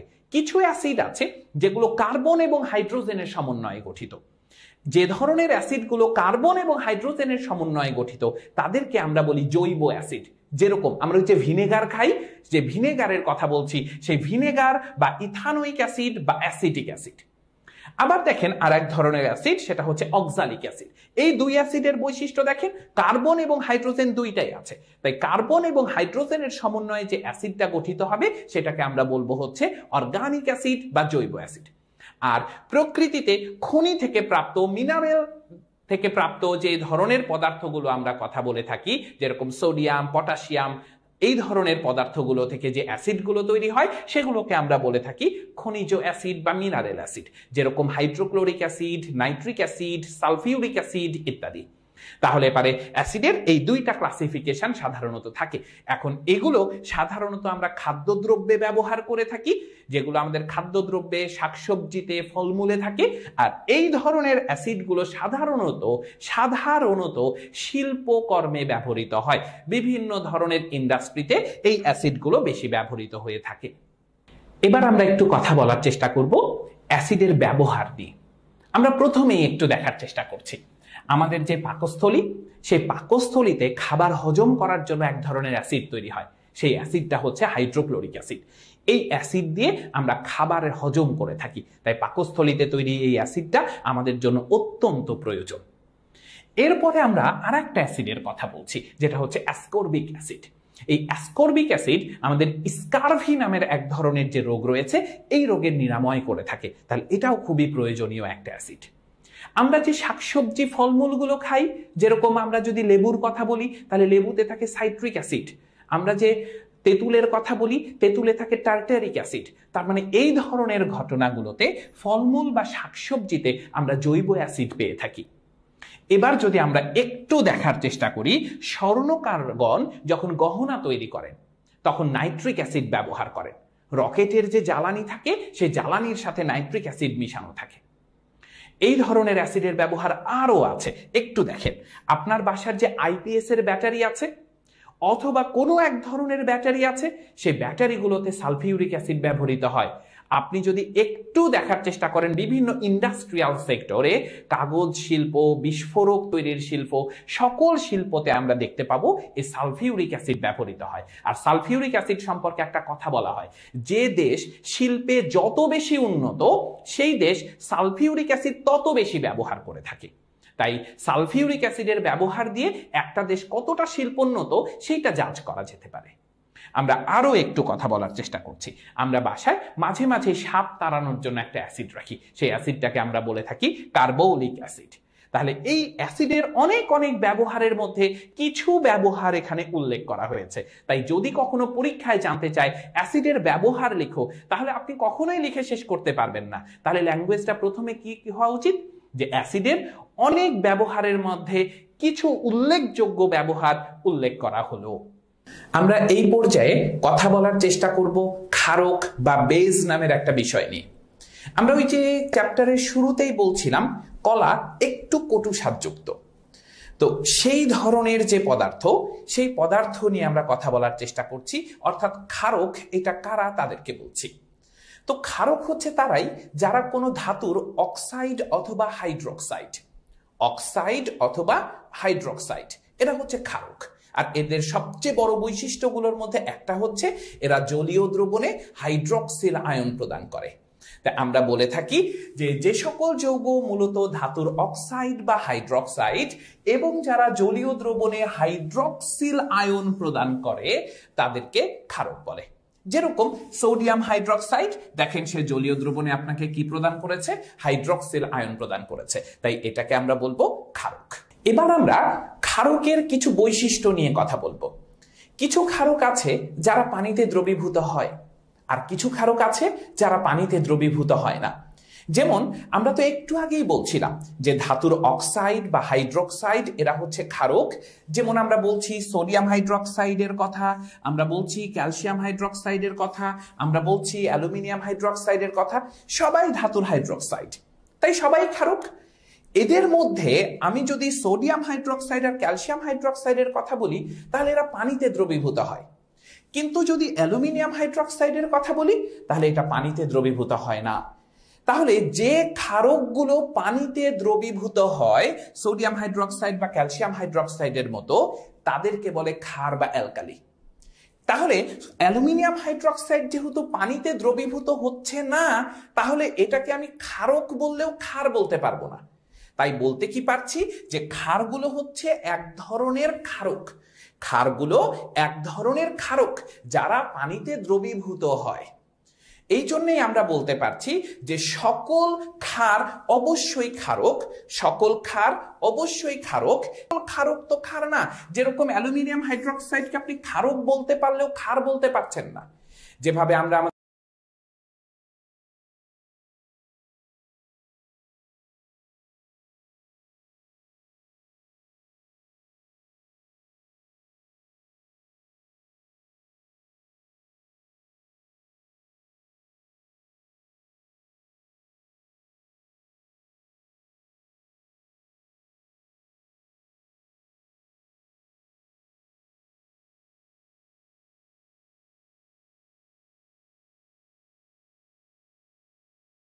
পরিষ্কার রাখা খুব জরুরি, আর হাত পরিষ্কার রাখতে সাবান পানি খুবই জরুরি একটা উপাদান। সেজন্য দেখেন প্রথমেই বলেছি সাবান তৈরিতে সোডিয়াম হাইড্রোক্সাইড নামের এক ধরনের ক্ষার ব্যবহৃত হয়।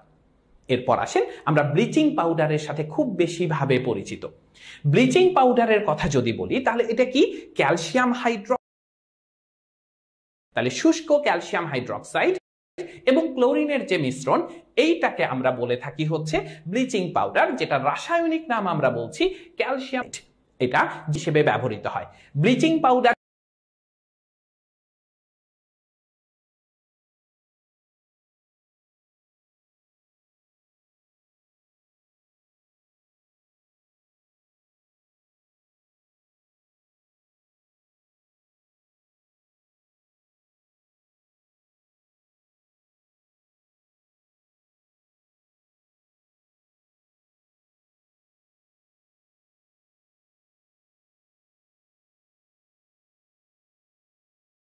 পেস্ট তৈরি করা হয়, সেই পেস্টের নামটা দেখেন, সেটাকে বলা হচ্ছে মিল্ক অফ লাইম। এটাও কিন্তু আপনার পোকামাকড় দমনে ব্যবহৃত হয়। এবার একটু কথা বলার চেষ্টা করছি, এটা আমাদের সাথে আমাদের বাসায় মাঝে মাঝেই আমরা দেখি, একটু ভাজা পোড়া খেলেই আমরা বলি একটু অ্যাসিডিটির ওষুধ খেয়ে ফেলি তো, অ্যান্টাসিড।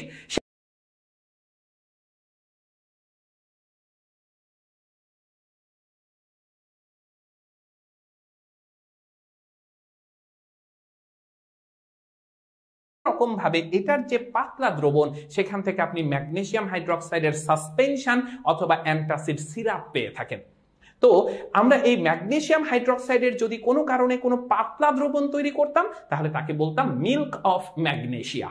তাহলে ম্যাগনেসিয়াম হাইড্রোক্সাইড আপনার অ্যান্টাসিড ট্যাবলেট এবং সাসপেনশন তৈরিতে ব্যবহৃত হচ্ছে। তাহলে ক্ষারকের কত ব্যবহার আপনি দেখলেন, আরো ব্যবহার লিখে শেষ করার মতো না। তাই পরীক্ষায় যদি কখনো আসে যে ক্ষারকের ব্যবহার লিখো, তাহলে কি বলা উচিত, ক্ষারকের অনেক ব্যবহারের মধ্যে অন্যতম কিছু ব্যবহার এখানে উল্লেখিত হলো। এবার আমরা একটি নমুনা সৃজনশীল প্রশ্ন দেখা কতটা শিল্পোন্নত তা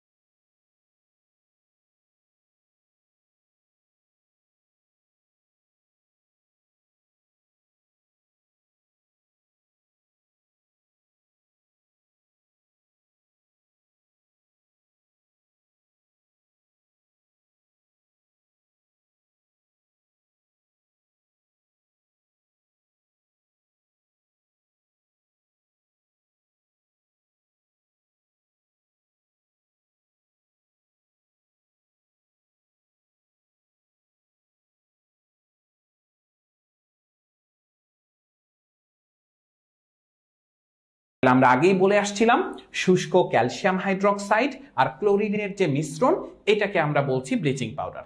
তাহলে এদের দুইজনের বিক্রিয়াটা একটু দেখার চেষ্টা করি কি তৈরি হয়। তাহলে এই যে ক্যালসিয়াম হাইড্রক্সাইড এবং ক্লোরিন এরা বিক্রিয়া করে যেটা তৈরি করে সেটা হচ্ছে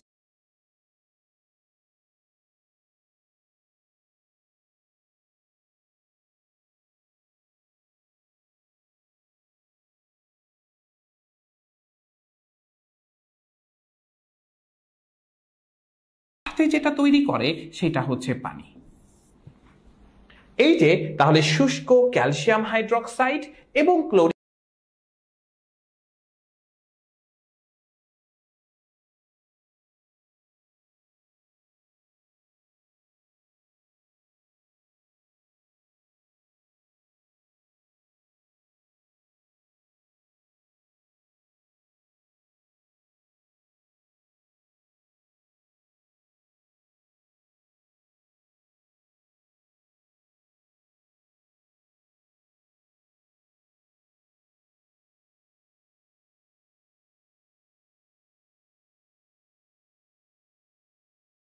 হাইড্রোক্লোরিক অ্যাসিডকে প্রশমিত করবে বা কিভাবে এই সমস্যার সমাধানটা করবে এটা নিয়ে আমরা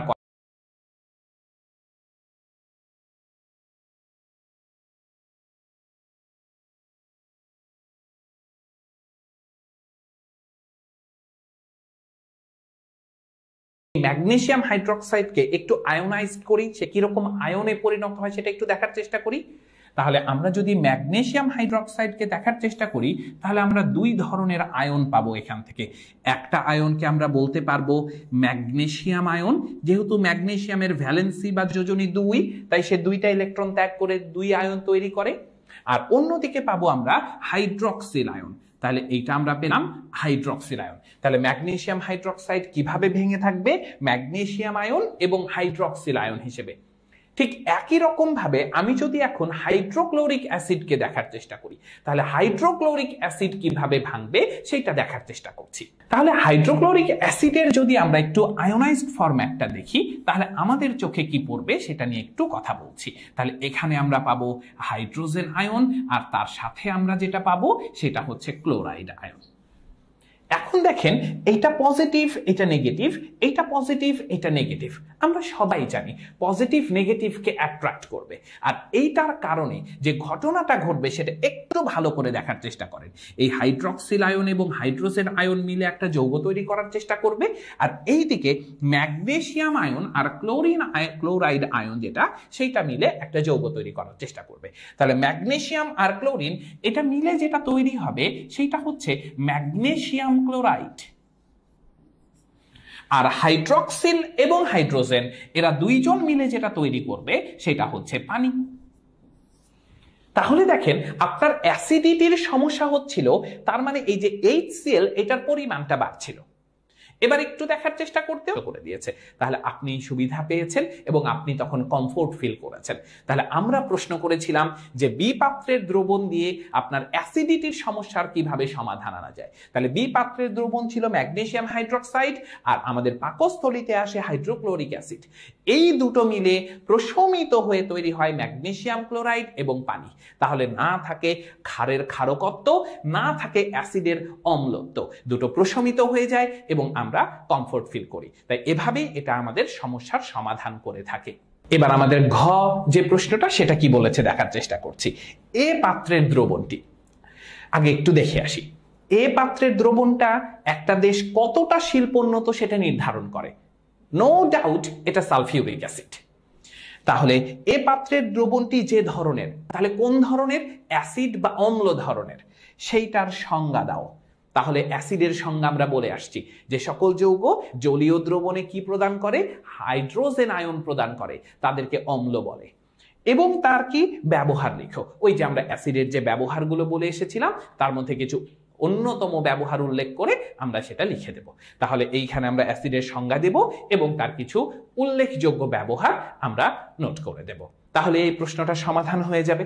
তাহলে এই যে প্রশ্নটা, এই প্রশ্নের এই কথাটুকু খুবই জরুরি।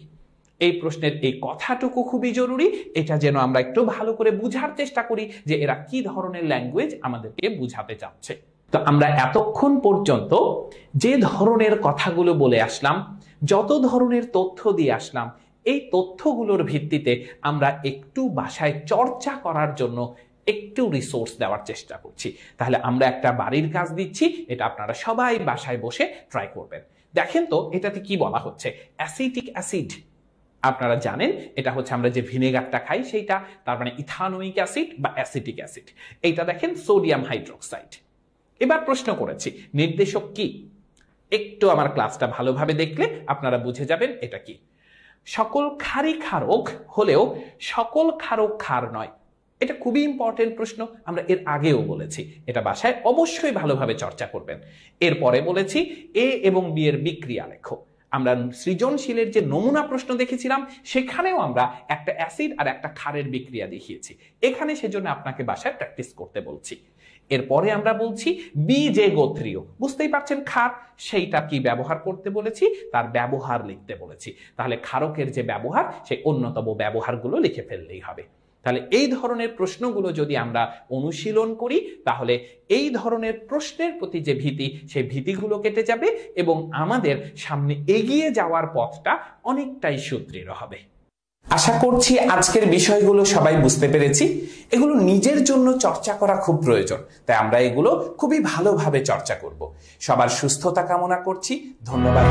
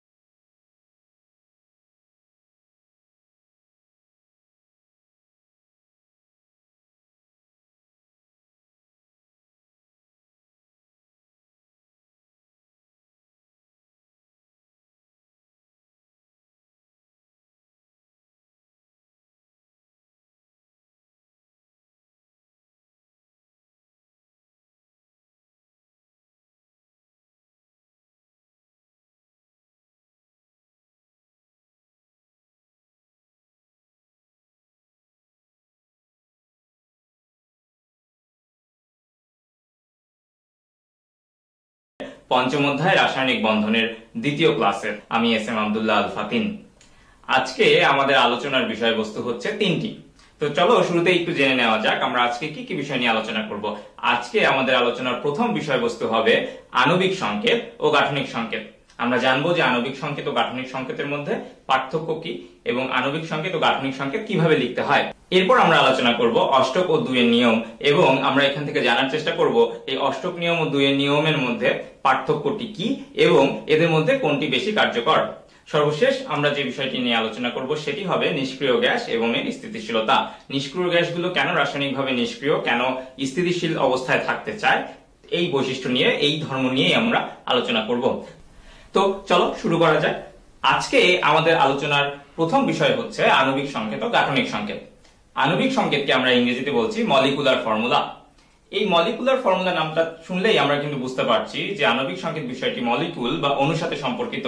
আমরা যদি আরো সহজভাবে বলতে চাই তাহলে কোন অণুকে আমরা রাসায়নিকভাবে যেই সংকেতের মাধ্যমে প্রকাশ করি তাকেই আমরা বলছি আণবিক সংকেত।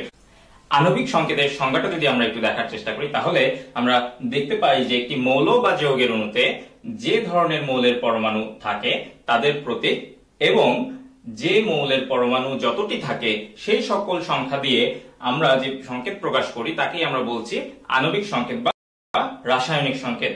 এবং এই রাসায়নিক সংকেতের ইংরেজি নামটাও কিন্তু আমরা জেনে রাখবো, যাকে আমরা বলছি কেমিক্যাল ফর্মুলা। আমরা কিন্তু প্রথম ক্লাসে জেনে এসেছি রাসায়নিক সংকেত লেখার নিয়ম।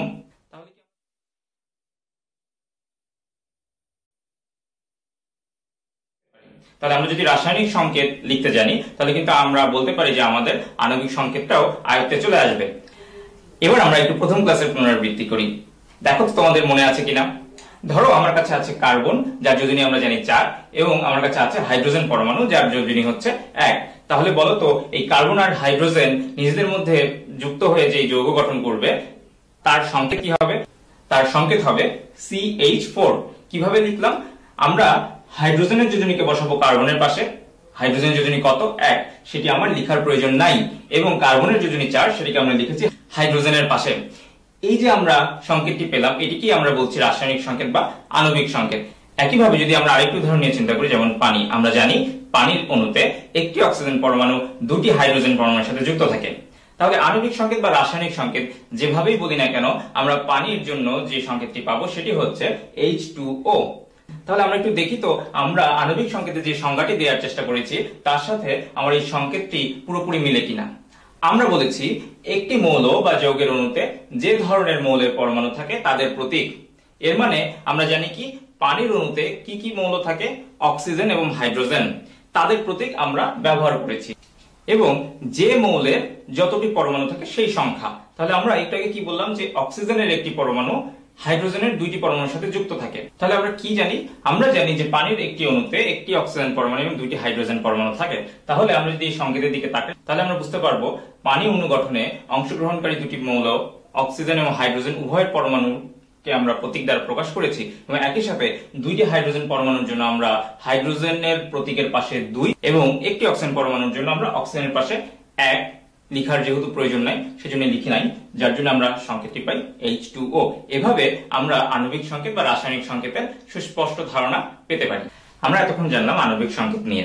এবার আমরা আলোচনা করব গাঠনিক সংকেত নিয়ে। এবং গাঠনিক সংকেতের ইংরেজি নাম হচ্ছে স্ট্রাকচারাল ফর্মুলা। স্ট্রাকচারাল ফর্মুলা নামটি শুনলেই আমরা বুঝতে পারছি যে এখানে স্ট্রাকচার বা সজ্জা, বিন্যাস বা কাঠামো যাই বলি না কেন সেগুলি নিয়ে আলোচনা হবে। তাহলে আমরা একটু বোঝার চেষ্টা করব যে আণবিক সংকেত আর গাঠনিক সংকেতের মধ্যে পার্থক্যটা কোথায়। আমরা যদি গাঠনিক সংকেতকে সংজ্ঞায়ন করতে চাই তাহলে আমরা এভাবে বলতে পারি, একটি অণুতে মৌলের পরমাণুগুলো যেভাবে সাজানো থাকে প্রতীক ও বন্ধনের মাধ্যমে তা প্রকাশ করাকে আমরা বলছি গাঠনিক সংকেত। একটু খেয়াল করে দেখো তো আণবিক সংকেতের বেলায় আমরা কি বলেছিলাম? আণবিক সংকেতের প্রকাশের মাধ্যম কি ছিল? প্রতীক ও পরমাণুর সংখ্যা। এখানে আমরা বলছি প্রতীক ও বন্ধনের মাধ্যমে প্রকাশ পদ্ধতি হচ্ছে গাঠনিক সংকেত। আচ্ছা, এখন আমরা যদি প্রথম উদাহরণটি দেখি, আমরা সকলেই জানি যে নাইট্রোজেনের একটি পরমাণু 3টি হাইড্রোজেন পরমাণুর সাথে যুক্ত হয়ে অ্যামোনিয়া যৌগটি উৎপন্ন করে। তাহলে আমরা জানি কি যে কোনো একটি মৌলের পরমাণু যতটি হাইড্রোজেন পরমাণুর সাথে যুক্ত হয় ওই সংখ্যাই কিন্তু ওই মৌলের যোজনী। তাহলে এখানে নাইট্রোজেনের যোজনী কত? নাইট্রোজেনের যোজনী হচ্ছে 3। আবার আমরা কিন্তু প্রথম ক্লাসে শিখে এসেছি যোজ্যতা ইলেকট্রন। তাহলে আমরা কি বলতে পারবো যে নাইট্রোজেনের যোজ্যতা ইলেকট্রন কত? আমরা একটু খেয়াল করে দেখবো যে নাইট্রোজেনের পারমাণবিক সংখ্যা হচ্ছে 7। এর মানে এর বাইরের শক্তি স্তরে ইলেকট্রন আছে 5টি। এবং আমরা জানি বাইরের শক্তি স্তরে যে কয়টি ইলেকট্রন থাকে তাই হচ্ছে যোজ্যতা ইলেকট্রন। তাহলে নাইট্রোজেন পরমাণুর বাইরের শক্তি স্তরে যেহেতু 5টি ইলেকট্রন থাকে তাহলে আমরা বলবো নাইট্রোজেনের যোজ্যতা ইলেকট্রন হচ্ছে 5টি। এই যোজ্যতা ইলেকট্রনগুলোকে আমরা এভাবে প্রতীকের মাধ্যমে প্রকাশ করতে পারি যাকে আমরা বলি লুইস প্রতীক। আমরা এই লুইস প্রতীক নিয়ে উচ্চতর ক্লাসে আলোচনা করব। এখন আমরা তাহলে যোজ্যতা ইলেকট্রনে ফিরে আসি। নাইট্রোজেনের যোজ্যতা ইলেকট্রন যেমন 5টি, একইভাবে আমরা বলতে পারি হাইড্রোজেনের বাইরের শক্তি স্তরে যেহেতু একটি করে ইলেকট্রন থাকে, তাই হাইড্রোজেনের জন্য আমার যোজ্যতা ইলেকট্রন হচ্ছে একটি। এবং আমরা কিন্তু গত ক্লাসে এটাও পড়ে এসেছি যে যোজ্যতা ইলেকট্রন গুলোই কিন্তু রাসায়নিক বন্ধনে অংশ নেয়। তো আমরা যেহেতু বললাম যে যোজ্যতা ইলেকট্রন গুলোই রাসায়নিক বন্ধনে অংশ নেয়, তাহলে এই উদাহরণে আমরা যেটা দেখব, নাইট্রোজেনের একটি ইলেকট্রন হাইড্রোজেনের একটি করে ইলেকট্রন শেয়ার করে নিজেদের মধ্যে বন্ধন গঠন করে এবং এই বন্ধনকে আমরা একটি রেখার দ্বারা প্রকাশ করি। যেমন এই রেখাকে আমরা বলি বন্ধন বা হাত। তাহলে এখানে নাইট্রোজেন হাইড্রোজেন বন্ধন কয়টি? 3টি। এই বন্ধনগুলোকে আমরা বলি সমযোজী বন্ধন, যা নিয়ে আমরা এই অধ্যায়ের পরবর্তী অংশে আলোচনা করব। এখন তাহলে আমরা দেখতে পাচ্ছি যে নাইট্রোজেনের 5টি যোজ্যতা ইলেকট্রনের মধ্যে 3টি যোজ্যতা ইলেকট্রন বন্ধন গঠনে অংশ নিয়েছে, বাকি 2টি কোনো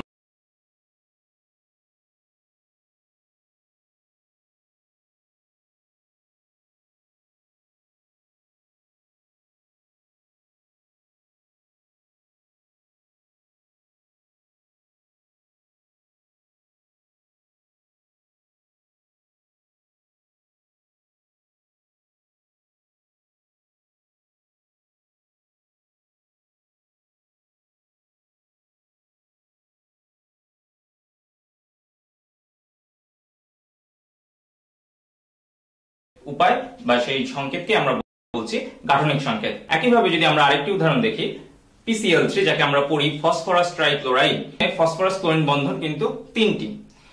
আবার আমরা যদি PCl5 যাকে আমরা বলছি ফসফরাস পেন্টাক্লোরাইড, এই ফসফরাস পেন্টাক্লোরাইডে আমরা দেখতে পাচ্ছি ফসফরাস এবং ক্লোরিনের বন্ধন কিন্তু 5টি। আচ্ছা, আমরা কি গত ক্লাসে এমনটি বলে এসেছিলাম যে একটি মৌলের পরমাণু যতটি ক্লোরিন পরমাণুর সাথে যুক্ত হয় ওই সংখ্যাই ওই মৌলের যোজনী নির্দেশ করে? তাহলে আমরা কি বলতে পারি ফসফরাস ট্রাইক্লোরাইড যৌগে একটি ফসফরাস পরমাণু 3টি ক্লোরিন পরমাণুর সাথে যুক্ত হয়, ফসফরাসের যোজনী 3। আমরা কি পরের উদাহরণটিতে বলতে পারি ফসফরাসের একটি পরমাণু 5টি ক্লোরিন পরমাণুর সাথে যুক্ত হয়, ফসফরাসের যোজনী 5? তাহলে কি আমরা দেখতে পাচ্ছি ফসফরাসের যোজনী 3 এবং 5? আচ্ছা, আমরা কি গত ক্লাসে পড়ে এসেছি যে কিছু কিছু মৌলের একাধিক যোজনী থাকে? তাহলে কি আমরা বলতে পারি ফসফরাস কিন্তু ওই সকল মৌলের নিদর্শন যারা একাধিক যোজ্যতা প্রদর্শন করে? একই সাথে আমরা জানলাম ফসফরাসের যোজনী 3 এমন একটি যৌগ, ফসফরাস ট্রাইক্লোরাইডের গাঠনিক সংকেত, এবং ফসফরাস পেন্টাক্লোরাইড যে যৌগে ফসফরাসের যোজনী 5, একই সাথে আমরা তার গাঠনিক সংকেত জানলাম। এভাবে আমরা প্রতিটি বিষয়ে যদি একটি আরেকটির সাথে সম্পর্ক যুক্ত করে পড়তে পারি তাহলে কিন্তু আর আমাদের মুখস্থ করতে হবে না এবং আমরা খুব সহজেই এই বিষয়গুলো আয়ত্ত করতে পারবো। এবার আমরা আলোচনা করব অষ্টক ও দুইয়ের নিয়ম নিয়ে। অষ্টক নিয়মকে আমরা ইংরেজিতে জানি অক্টেট রুলস নামে এবং দুইয়ের নিয়মকে আমরা বলি ডুয়েট রুলস। তো এই দুটোর মধ্যে প্রথমে আমরা আলোচনা করব হচ্ছে অষ্টক নিয়ম। তো অষ্টক নিয়ম কি আমরা একটু দেখার চেষ্টা করি। অষ্টক নিয়ম হচ্ছে অণু গঠনকালে কোনো মৌল ইলেকট্রন গ্রহণ, বর্জন বা ভাগাভাগির মাধ্যমে তার সর্বশেষ শক্তি স্তরে 8টি করে ইলেকট্রন ধারণের মাধ্যমে নিষ্ক্রিয় গ্যাসের ইলেকট্রন বিন্যাস লাভ করে। একেই আমরা বলছি অষ্টক নিয়ম। তো আমরা কি জানি, মিথেনের একটি অণুতে একটি কার্বন পরমাণু 4টি হাইড্রোজেন পরমাণুর সাথে যুক্ত হয়। আমরা এখানে দেখতে পাচ্ছি যে একটি কার্বন পরমাণুকে ঘিরে তার চারপাশে 4টি হাইড্রোজেন পরমাণু আছে। কার্বন পরমাণুর বাইরে শক্তি স্তরে ইলেকট্রন আছে 4টি এবং প্রতিটি হাইড্রোজেন পরমাণুর বাইরে শক্তি স্তরে ইলেকট্রন আছে 1টি করে। এর মানে কার্বনের যোজ্যতা ইলেকট্রন 4টি। এই কার্বনের যোজ্যতা ইলেকট্রন 4টিকে আমরা কার্বন পরমাণুর চারপাশে এভাবে দেখালাম এবং কার্বন পরমাণুকে ঘিরে আমরা যে 4টি হাইড্রোজেন পরমাণু দেখছি তাদের যোজ্যতা ইলেকট্রন 1টি। সেই যোজ্যতা ইলেকট্রনকেও কিন্তু আমরা হাইড্রোজেনের পাশে একটি ডট দিয়ে প্রকাশ করেছি। এখন এই কার্বনের বাইরে শক্তি স্তরের যে 4টি যোজ্যতা ইলেকট্রন, এই ইলেকট্রনগুলো হাইড্রোজেনের একটি করে ইলেকট্রন শেয়ার করে। কার্বনের ইলেকট্রন হাইড্রোজেন ইলেকট্রনের মধ্যে এভাবে শেয়ার হয়ে তারা বন্ধন গঠন করে। আমরা আগেই পড়েছি যে এই যে রেখাগুলো, এই রেখাগুলোকে আমরা বলি বন্ধন বা সমযোজী বন্ধন। তাহলে তোমরা কি দেখতে পাচ্ছ আমরা কিন্তু মিথেন অণুর গাঠনিক সংকেত পেয়ে গেলাম। তাহলে এবার একটু বুদ্ধি করে বলো তো এই বন্ধনগুলোতে কতটি করে ইলেকট্রন আছে? আমরা বলতে পারি এই বন্ধনগুলোতে ইলেকট্রন আছে 2টি করে। তাহলে আমরা এখন কি বলতে পারি কার্বনের বাইরে শক্তি স্তরে কয়টি ইলেকট্রন আছে? কারণ আমরা দেখতে পাচ্ছি প্রতিটি কার্বন হাইড্রোজেন বন্ধনে ইলেকট্রন আছে 2টি করে এবং এখানে কার্বন হাইড্রোজেন বন্ধন কয়টি? 4টি। 4 দুগুণ 8। তাহলে আমি বলতে পারি কার্বন পরমাণুর বাইরে শক্তি স্তরে সর্বমোট 8টি ইলেকট্রন আছে, কারণ এই ইলেকট্রনগুলো কিন্তু শেয়ার হয়েছে। এবার আমরা জানবো দুইয়ের নিয়ম সম্বন্ধে। দুইয়ের নিয়মকে আমরা ইংরেজিতে বলি ডুয়েট রুলস। এখন এই দুইয়ের নিয়ম আমরা কেন জানবো? বিজ্ঞানীরা গবেষণা করে এই দুইয়ের নিয়ম বের করেন এবং তারা একই সাথে অষ্টক নিয়মের কিছু সীমাবদ্ধতা বা ভুল ত্রুটি উপস্থাপন করেন এবং আমরা দেখতে পাই যে অষ্টক নিয়মের চাইতে দুইয়ের নিয়ম অধিকতর উপযোগী এবং কার্যকর। এখন আমরা যদি একটু দুইয়ের নিয়মটা কি জানার চেষ্টা করি, তাহলে আমরা দেখতে পাই অনুগঠনে কোনো পরমাণুর সর্বশেষ শক্তি স্তরে এক বা একাধিক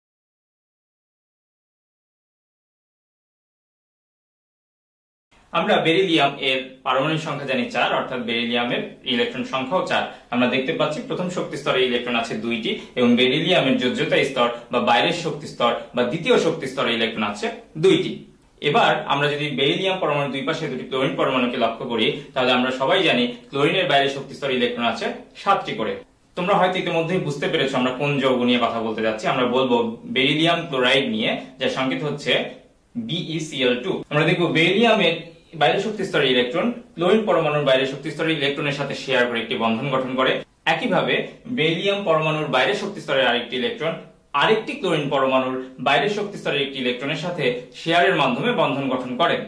এর মানে আমরা এখানে বলতে পারি দুটি ক্লোরিন পরমাণুর বাইরের শক্তি স্তরে যে 7টি করে ইলেকট্রন আছে, এগুলোকে যদি আমরা ডট দ্বারা এবং বেরিলিয়াম পরমাণুর বাইরের শক্তি স্তরে যে দুটি ইলেকট্রন সেগুলোকে আমরা ক্রস দ্বারা যদি প্রকাশ করি, আমরা তাহলে বলতে পারি ক্লোরিন পরমাণুর বাইরের শক্তি স্তরে একটি ইলেকট্রন বেরিলিয়াম পরমাণুর বাইরের শক্তি স্তরের একটি ইলেকট্রনের সাথে ইলেকট্রন শেয়ারের মাধ্যমে একটি বন্ধন গঠন করলো। একইভাবে বেরিলিয়াম পরমাণুর আরেকটি ইলেকট্রন আরেকটি ক্লোরিন পরমাণুর ইলেকট্রনের সাথে সমযোজী বন্ধন গঠন করলো। এই রেখাগুলোকে আমরা বলছি বন্ধন এবং আমরা বলতে পারি তাহলে একটি বন্ধনে ইলেকট্রন আছে কয়টি করে? 2টি করে। তাহলে যেহেতু তাদের মধ্যে ইলেকট্রন শেয়ার হয়েছে, তাহলে আমি বলতে পারি বেরিলিয়াম এর বাইরের শক্তি স্তরে এখন ইলেকট্রন কয়টি হবে? 4টি। এবং ক্লোরিন পরমাণুর বাইরের শক্তি স্তর এখন কয়টি হবে? 8টি। একইভাবে আরেকটি ক্লোরিন পরমাণুর বাইরের শক্তি স্তরেও কিন্তু এখন ইলেকট্রন 8টি। এর মানে এখানে কি আমার অষ্টক নিয়ম খাটছে? এখানে কিন্তু আমার অষ্টক নিয়ম খাটছে না। তোমরা খুব সহজেই কিন্তু বুঝতে পারছো যে ক্লোরিন পরমাণুর বেলায় আমাদের বাইরের শক্তি স্তরে 8টি করে ইলেকট্রন থাকছে, কিন্তু বেরিলিয়াম পরমাণুর বাইরের শক্তি স্তরে কিন্তু আমার 8টি ইলেকট্রন নেই। কয়টি ইলেকট্রন আছে? 4টি, যাকে আমরা বলতে পারি 2 জোড়া। এই যে 2 জোড়া এবং ক্লোরিন পরমাণুর বেলায়ও কিন্তু 4 জোড়া বা 8টি বা 2টি করে ইলেকট্রন আছে। এখান থেকেই আমরা বলতে পারি পরমাণুর বাইরের শক্তি স্তরে এই যে 2টো করে ইলেকট্রন থাকা, এই ব্যাপারটাকে আমরা বলছি দুইয়ের নিয়ম। তাহলে আমরা একটি বিষয় থেকে কিন্তু অনেকগুলো বিষয়ের সম্পর্ক দেখতে পাচ্ছি। এভাবে আমরা একটি বিষয়ের সাথে যদি অন্য আরেকটি বিষয় মিলিয়ে পড়ি, তাহলে কিন্তু আমাদের আর মুখস্থ করতে হচ্ছে না। এভাবে কিন্তু আমরা খুব মজার সাথে রসায়নের এই বিষয়গুলো আয়ত্ত করতে পারবো। এবার আমরা আরো দুটি সহজ উদাহরণ দেখব, যেখান থেকে আমরা গাঠনিক সংকেতের প্রয়োগ এবং একই সাথে গাঠনিক সংকেত থেকে আমরা বলতে পারবো অষ্টক নিয়ম প্রযোজ্য হয় কিনা বা দুইয়ের নিয়ম আসলে এখানে কার্যকরী কিনা। আমরা যদি একটু দেখি, আমরা নিয়েছি যে বোরন ফ্লোরাইড, আমরা দেখতে পাচ্ছি একটি বোরন পরমাণু 3টি ফ্লোরিন পরমাণুর সাথে যুক্ত হয়েছে।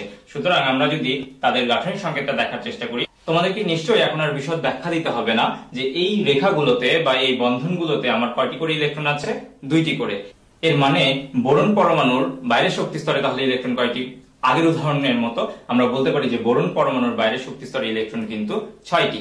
একইভাবে আমরা যদি ফসফরাস পেন্টাক্লোরাইড এর কথা চিন্তা করি, তাহলে দেখব যে ফসফরাসের বাইরের শক্তি স্তরে ইলেকট্রন হবে 10টি।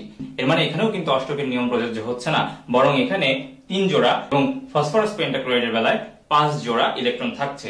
কোথায়? পরমাণুর বাইরের শক্তি স্তরে। সুতরাং আমরা বলতে পারি যে অনুগঠনে কোনো পরমাণুর সর্বশেষ শক্তি স্তরে এক বা একাধিক জোড়া ইলেকট্রন বিদ্যমান থাকে এবং এটাকেই আমরা বলছি দুইয়ের নিয়ম। আমরা এবার খুব মজার একটি বিষয় নিয়ে পড়াশোনা করব, সেটি হচ্ছে নিষ্ক্রিয় গ্যাস এবং তাদের স্থিতিশীলতা। নিষ্ক্রিয় গ্যাসকে আমরা অনেকগুলো নামে জানি। নিষ্ক্রিয় গ্যাসকে আমরা ইংরেজিতে বলি ইনার্ট গ্যাস, আবার একে বলা হয় নোবেল গ্যাস বা অভিজাত গ্যাস। তো আমরা এই যে ইনার্ট গ্যাস বা নিষ্ক্রিয় গ্যাস এবং তাদের স্থিতিশীলতা নিয়ে কথা বলতে চাই।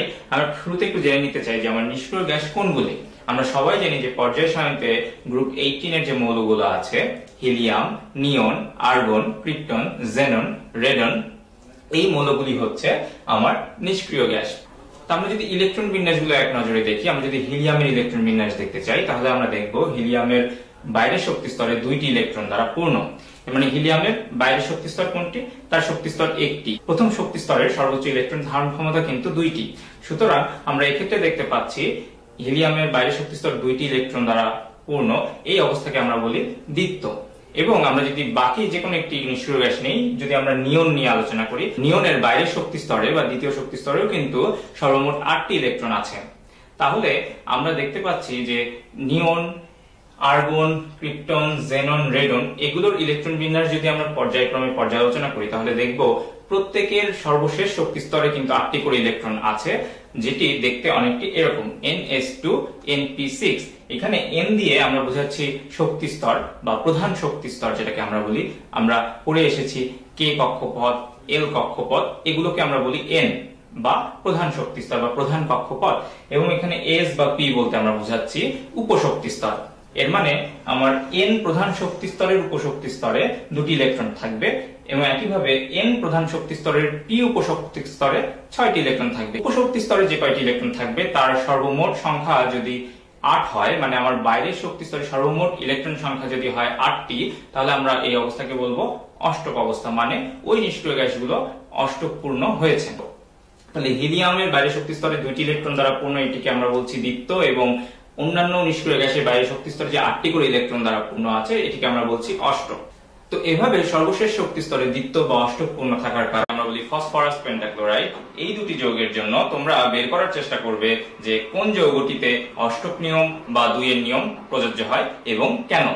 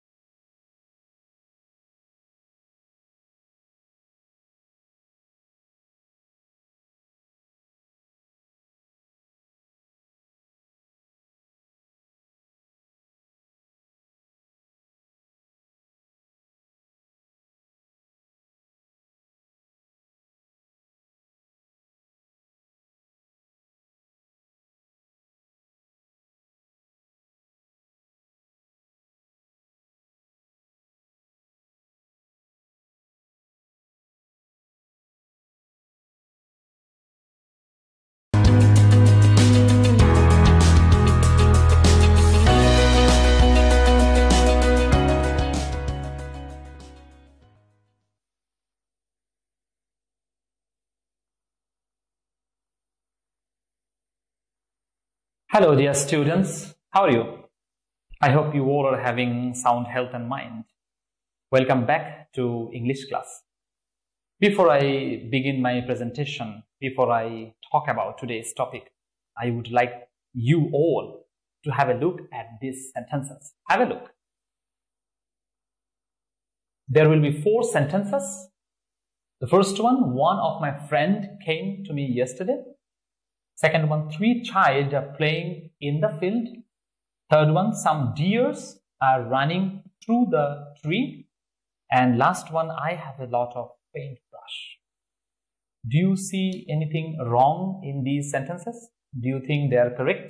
They are correctly written? Please have a look quite clearly. Well, I will go one by one and I will pinpoint if there is any mistake or not.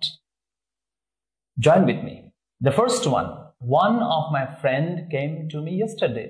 Looks okay, but it is incorrect. It is not at all correct, because the correct one should be one of my friends. Why? Because when you say one of means out of many things, out of couple of things, out of a plural content, you are finding only one. So the verb might be singular with the subject, but when you have one of my, one of the, you must use plural sense. This is a very common mistake our students make a lot of in their everyday writings. The second one, 3 child, easy one. 3 means plural, so you cannot write child. Therefore, it is incorrect. Correct one should be 3 children. Thank you. Third one, some deers are running through the tree. There are in fact 2 mistakes in the sentence, and that is why it is absolutely incorrect. First one, after some is plural, but the word deer, it's an animal, you know, the word deer has singular and plural form same. Deer, deer. We cannot say deers. So some deer are running through the trees because it is running through. Through means inside. So you cannot run inside one tree. There should be many trees. That is why it has to be plural number. Now the sentence looks okay. And the last one, I have a lot of paintbrush. Lot of. The word lot of identifies. The word lot of denotes plural sense, and therefore it is incorrect if you write paintbrush. So the correct answer should be I have a lot of paintbrushes. Now, as you look at these sentences, you find that these are very serious mistakes, and those sentences are not at all grammatically correct if you make these mistakes. Now, why we are discussing this? Because when we will be writing academic writing, our writing has to be perfect. And therefore, today we will be discussing this particular issue, known as number. In grammar, number is in the segment of noun, which is very important because a lot of students make some common mistakes with these issues. Today, we will not only be learning the uses of singular and plural numbers in sentences, but also we will learn different rules of making from singular to plural. Let us start. But before I do that, I think I should make a briefing on what we mean by number and what are the kinds. Firstly, in grammar, the number refers to the count of a noun or pronoun. Count means calculation. If you look at the examples, boy, boys, wife, wives, my, our, ox, oxen, he, they, etc. So, by looking at these examples, we can say that there are 2 types of numbers. The first one is singular number and the second one is plural number. Singular number, it refers to the count of only one, single, only one noun or pronoun. Examples may be pen, table, aunt, father, goose, etc. And plural, definitely more than one. So, it refers to the count of more than one of a noun or pronoun. Examples, pens, tables, aunts, fathers, geese, etc. Now, we will have a look at the rules of making plural numbers from singular numbers. There are so many rules, but today we will be discussing some very common and useful rules. Let us start. Rules of number change. The first one is, in general, S is used at the end of a singular noun to make it plural. This is the most common one. We add just S to make a singular noun a plural one. Let's have a look at some examples. Apple, apples, bee, bees, crow, crows, door, doors, egg, eggs, farmer, farmers, girl, girls, house, houses. So, see, every time we added S to make singular a plural noun. See, I wrote it in short. Sing means singular, plu means plural. I hope you understand them. Moving on, rule number 2. We add ES to nouns that end in S, SS, SH, X, Z, CH, which is pronounced like Ch, Bangla Cha, but add S or CH when it sounds like K, or Bangla Ka. Let us have a look at the examples from singular to plural. I have already done some, but I want you to the rest ones, okay? Bus, buses, gas, gases, asses, class, classes, match. C at the end, it is CH, but it is pronounced like Ch. So, it has to be ES because it says When CH is pronounced cha, then we add ES. Therefore, match should be matches and branch should be branches. But exception is we add S when the CH1 at the end of a word if the CH is pronounced like K. This one, monarch, monarchs. What will be the last one? Stomach. You see, the CH is pronounced like K or Bangla Ko. So therefore, we cannot add ES. Although it has CH at the end, we have to add S because it is an exceptional rule. So stomach should be stomachs. Third rule, nouns ending with Y having a consonant before takes IES. So if we have Y, we delete the Y and we take IES. Let us have a look at some of the examples. Belly, bellies, you see, we have deleted Y and we added IES.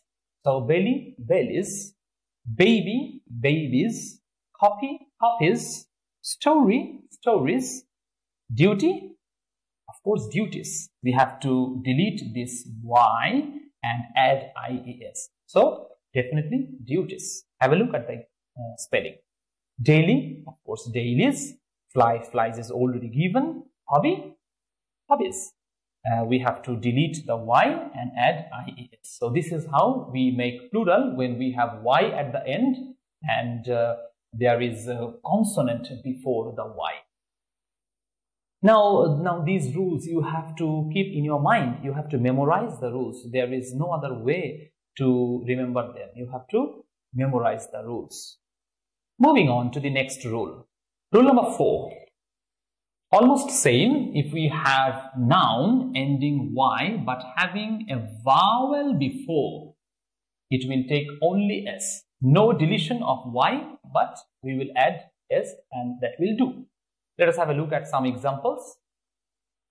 See, this table will show you the examples. Boy, boys. See, Y at the end, but before the Y we have a vowel. Therefore, we added only S. Boy, boys. Day, days. Key, keys. Toy, toys. So, way, yes, you're right. Ways. Just we will add S and that way it will be the plural one. Essay, essays, journey, journeys, monkey, monkeys. So I am repeating one more time. If we have Y at the end, but before it, if we have a vowel, we add only S and that will do the work of pluralization. I hope you will remember this rule. Now moving on to the next rule. Rule number 5. Nouns ending with F or FE takes VES. Examples. Leaf, leaves. We deleted F and we added VES. This is how we do.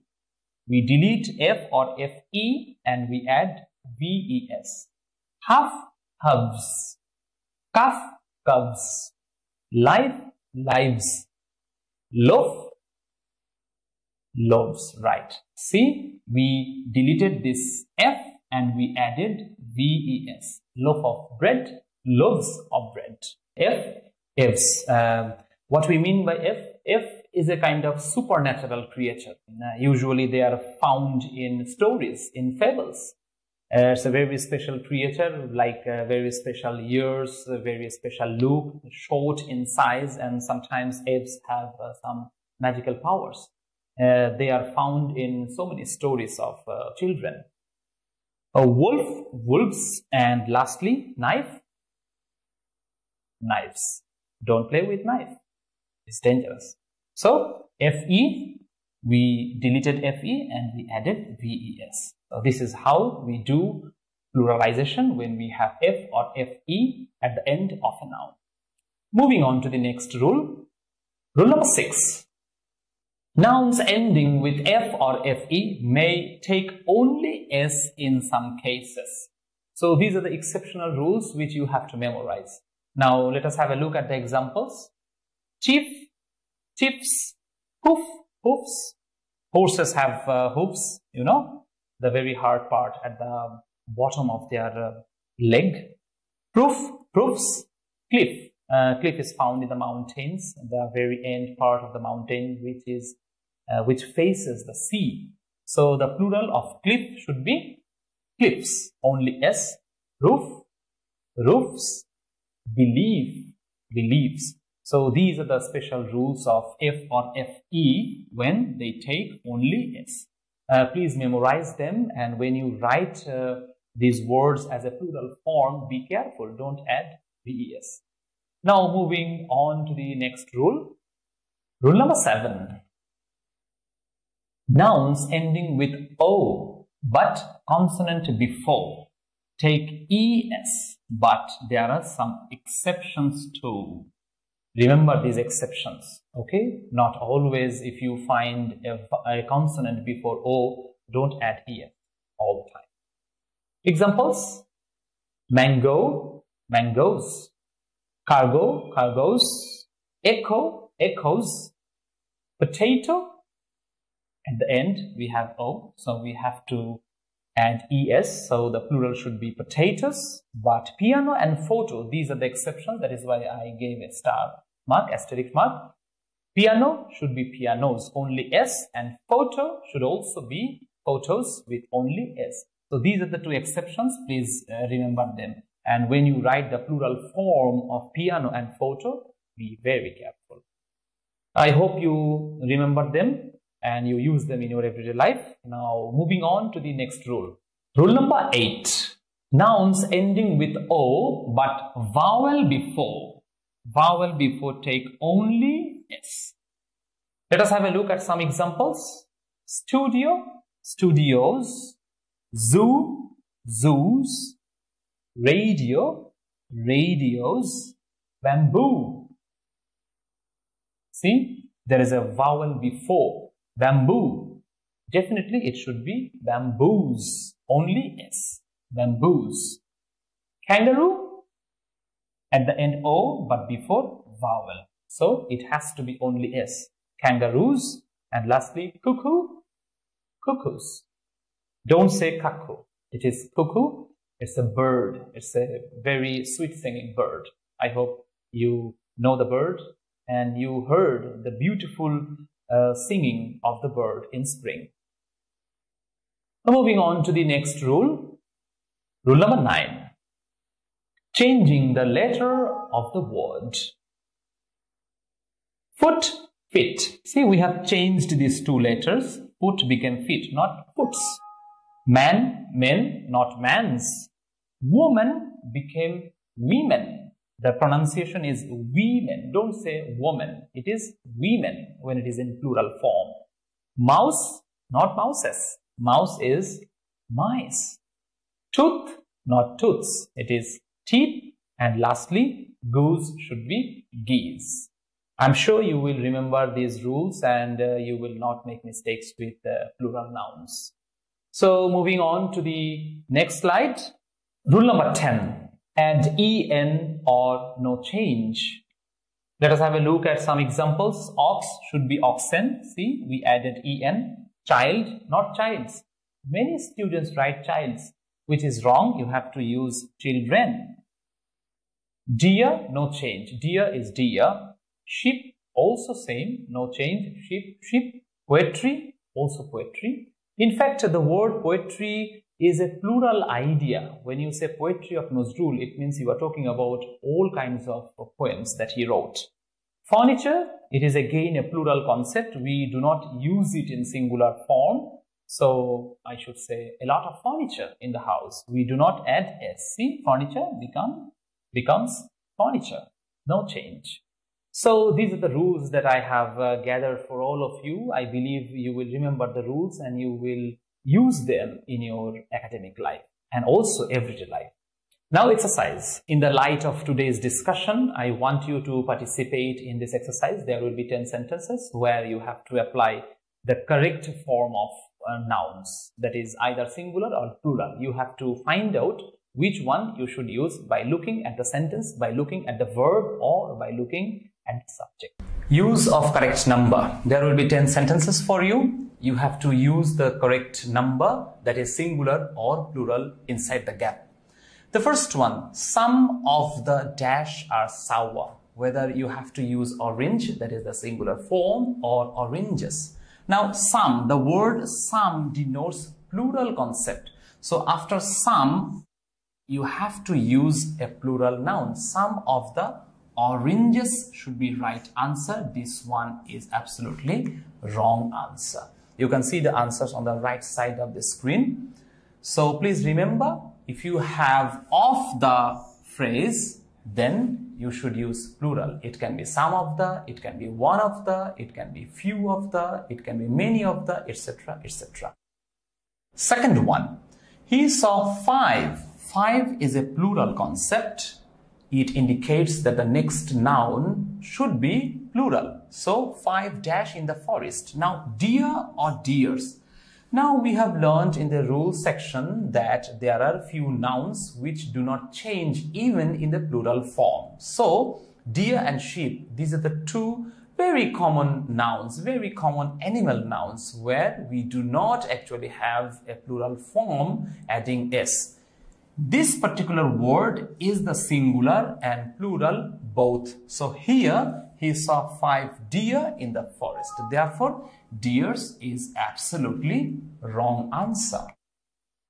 Third one, one of the. I already told you, if you have some of the, one of the, many of the, few of the, several of the, then it has to follow a plural noun. It is actually the part of the whole subject. So one of the plural. Ox is absolutely singular, so it is going to be wrong. Oxes, no, the plural of ox is not oxes. We already learned, so this is also wrong. But the plural of ox is oxen, so this is going to be the right answer. Number 3, few. Few is again plural. Few, some, many, etc. They are plural. So few dash are grazing in the field. But we already know that sheep is wrong. Sheep is correct. Even it is singular or plural, both. Please remember, don't forget sheep and deer, these two. Very common. You must not make mistakes here. A pack of. It is a collective word. Pack. Pack means collection. So a pack of dash attacked him. So it has to be a plural form. Wolf is singular. It is wrong.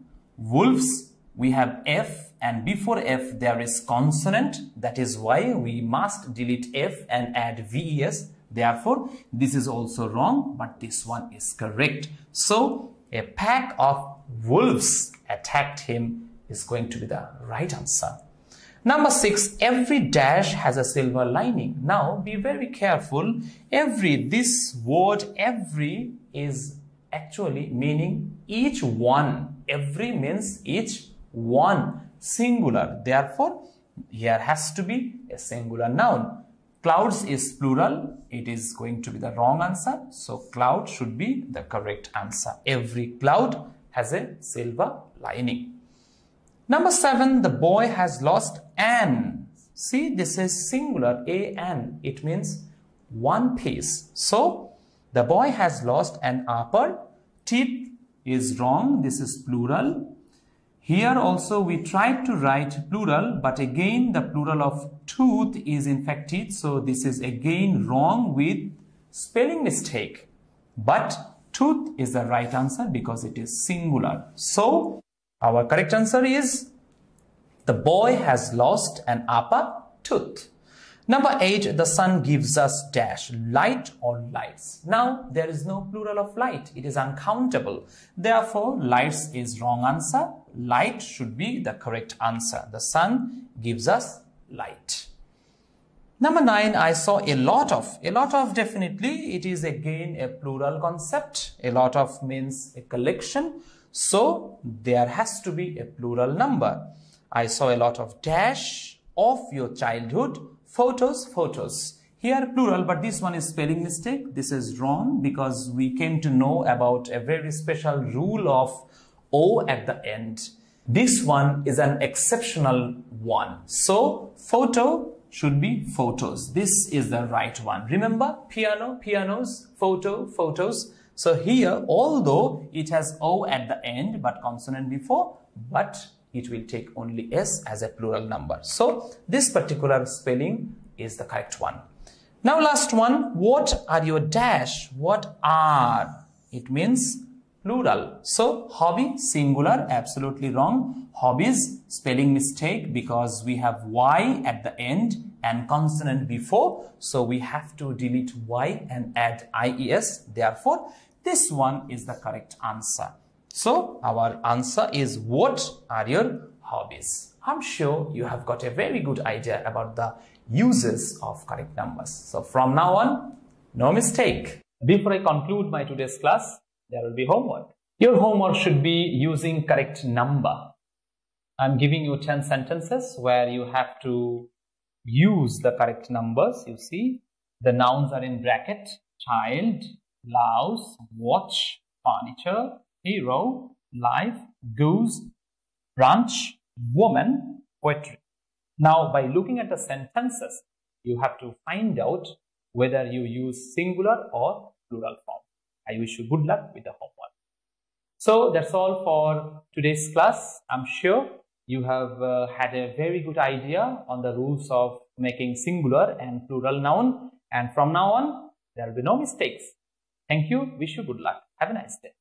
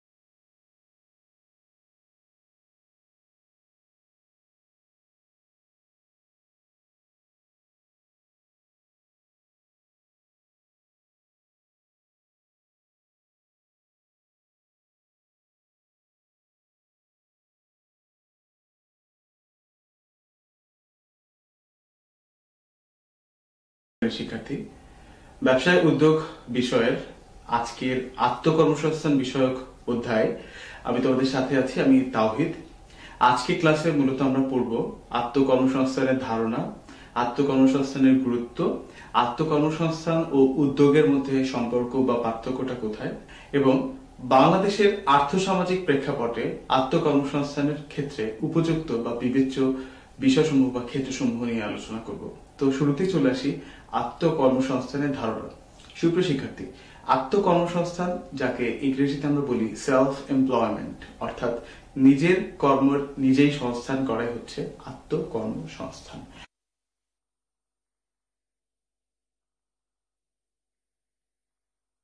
আমরা জানি মানুষ জীবিকা নির্বাহের জন্য কেউ চাকরি করে, কেউ ব্যবসা বাণিজ্য করে, কেউ বা নতুন কিছু করার উদ্যোগ নিয়ে কোনো কিছু শুরু করে। এটাই হচ্ছে আত্মকর্মসংস্থান। সুপ্রিয় শিক্ষার্থী, তোমরা এই আজকের লেকচারের শুরুতে কিছু গুরুত্বপূর্ণ ডেটা বা তথ্য উপাত্ত পাবে, যেখানে তোমরা দেখবে বাংলাদেশে প্রায় 26 লক্ষ বেকার যুবক যুবতী রয়েছে যারা কাজের অপেক্ষায় আছে। প্রতি বছর এভাবে হাজারো বা লাখো মানুষ কর্মবাজারে বা কাজের এই বাজারে ভিড় জমায় কাজের জন্য। এর মধ্যে কেউ আছে শিক্ষিত, কেউ উচ্চশিক্ষিত, কেউ অর্ধশিক্ষিত, কেউ অশিক্ষিত, কেউ প্রশিক্ষিত, কেউ প্রশিক্ষিত নয়, এমন অনেক মানুষ, বিভিন্ন মিশ্র ধরনের মানুষ, তারা কাজের খোঁজে কাজের বাজারে আসে। কিন্তু প্রতি বছর এই পরিমাণ বা এই বিপুল জনগোষ্ঠীকে কাজ দেওয়ার মতো এত কাজ বা বাংলাদেশের মতো উন্নয়নশীল দেশে প্রতি বছর সৃষ্টি হয় না বা সুযোগ সৃষ্টি করা সম্ভব হয় না। তখন এই মানুষগুলো, কর্মহীন মানুষগুলোর নিজের কাজ নিজে করার এই ক্ষমতা বা এই যে উৎসাহ, এটাই হচ্ছে আত্মকর্মসংস্থান। আর এই বিপুল জনগোষ্ঠীর মধ্যে বেকারত্ব দূর করতে আত্মকর্মসংস্থানের গুরুত্ব অনেক বেশি গুরুত্বপূর্ণ, বা আত্মকর্মসংস্থানের গুরুত্ব আসলেই অপরিসীম। সুপ্রিয় শিক্ষার্থী, আমরা আত্মকর্মসংস্থান এবং উদ্যোগের ব্যাপারটা নিয়ে অনেক সময় কনফিউশনে পড়ি যে উদ্যোগ বলতে কি বোঝায়, বা আত্মকর্মসংস্থান আর উদ্যোগ কি একই ব্যাপার কি না। উত্তর হচ্ছে আত্মকর্মসংস্থান মানে নিজের জীবিকা নিজে নির্বাহের জন্য নিজেকে নিজে কাজ প্রদান করা, এটাই তো আত্মকর্মসংস্থান। যেমন হচ্ছে কেউ মাছ চাষ শুরু করলো ছোট পরিসরে, কেউ হাঁস মুরগির পালন শুরু করলো, কেউ গরু পালন শুরু করলো, অথবা কেউ কোনো ইলেকট্রনিক সামগ্রীর ছোট একটা দোকান দিয়ে ব্যবসা শুরু করলো। অর্থাৎ নিজের থেকে কিছু করা, এটাই হচ্ছে আত্মকর্মসংস্থান। কিন্তু এই ছোট উদ্যোগটাই যখন অনেক বড় আকারে ধারণ করে, যখন শুধুমাত্র নিজের জীবিকা নির্বাহের জন্য শুরু করা ছোট্ট কোনো প্রতিষ্ঠান বা ছোট্ট কোনো উদ্যোগেই অনেক মানুষের কাজের সুযোগ সুবিধা সৃষ্টি করে দেয়, তখনই তাকে আমরা উদ্যোগ বলি বা সফল উদ্যোক্তা বলি। তাহলে লক্ষ্য করো, আত্মকর্মসংস্থান আর উদ্যোগের মধ্যে সম্পর্ক হচ্ছে সফল আত্মকর্মসংস্থানের মাধ্যমেই সফল উদ্যোক্তা হওয়া সম্ভব। তার মানে সকল সফল উদ্যোক্তাই কিন্তু আত্মকর্মসংস্থানের মাধ্যমেই এসেছে, কিন্তু সকল আত্মকর্মসংস্থান মানে কিন্তু সকল উদ্যোগ না বা সফল উদ্যোগ নয়। আশা করি তোমরা আত্মকর্মসংস্থান এবং উদ্যোগ বা উদ্যোক্তাদের মধ্যে মূল সম্পর্ক বা পার্থক্যের ব্যাপারটা বুঝতে পেরেছো। সুপ্রিয় শিক্ষার্থী, আত্মকর্মসংস্থানের এই চ্যাপ্টারটাতে তোমরা দেখবে অনেক সফল কিছু মানুষের কথা বলা আছে। যেমন বলা আছে এসএসসি পাশ করা হাফিজুর রহমানের কথা। এই ভদ্রলোক অল্প শিক্ষিত বা স্বল্প শিক্ষিত একজন মানুষ, যে একটা ছোট চাকরি করত। ওই চাকরির পয়সার মাধ্যমে বা ওই চাকরির আয়ের মাধ্যমে তার পুরো সংসারকে স্বাচ্ছন্দ্যভাবে চালানো তার জন্য কঠিন হয়ে পড়ে। এ কারণে সে আরেকটু ভালো চাকরি বা একটু ভালো বেতনের চাকরি খুঁজতেছিল, আরেকটু ভালো বেতনের চাকরি খুঁজছিল। এই ভালো বেতনের চাকরি খোঁজার পরেও বা অনেক চেষ্টার পরেও সে যখন একটা ভালো চাকরি পেল না, তখন সে উপজেলা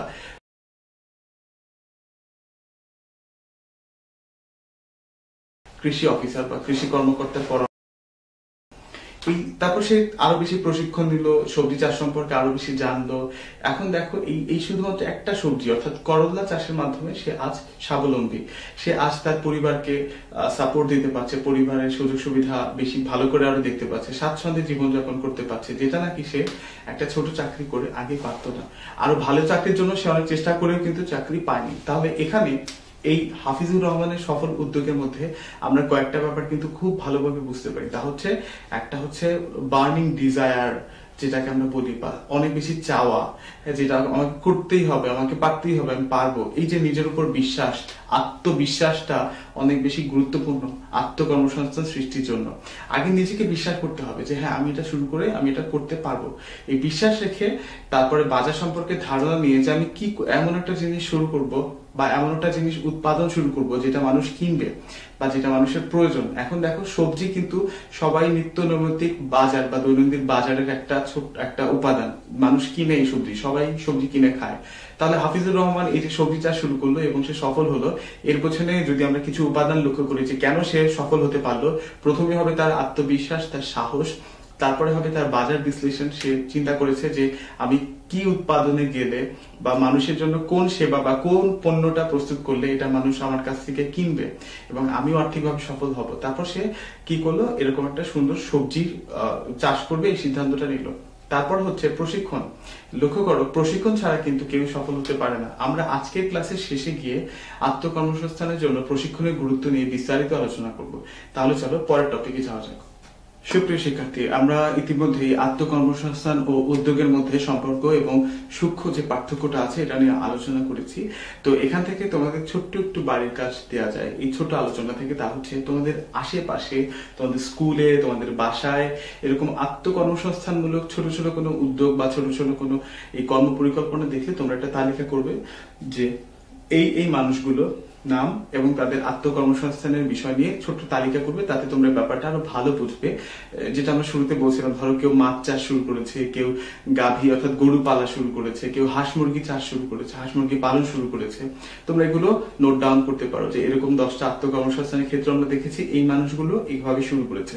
এবং তোমরা আরো গভীরে যেতে পারো, তাকে নিয়ে আরো বিশ্লেষণ করতে পারো যে তার মধ্যে কি কি গুণাবলী আছে, তার মধ্যে সৎ সাহস আছে, তার মধ্যে আত্মবিশ্বাস আছে, তার মধ্যে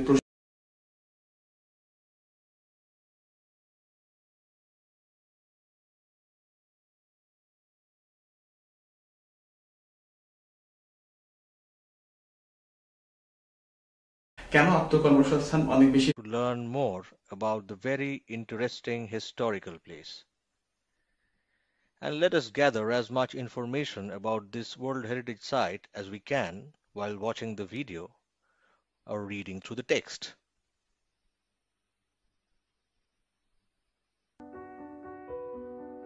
World Heritage, the Somapura Mahavihara.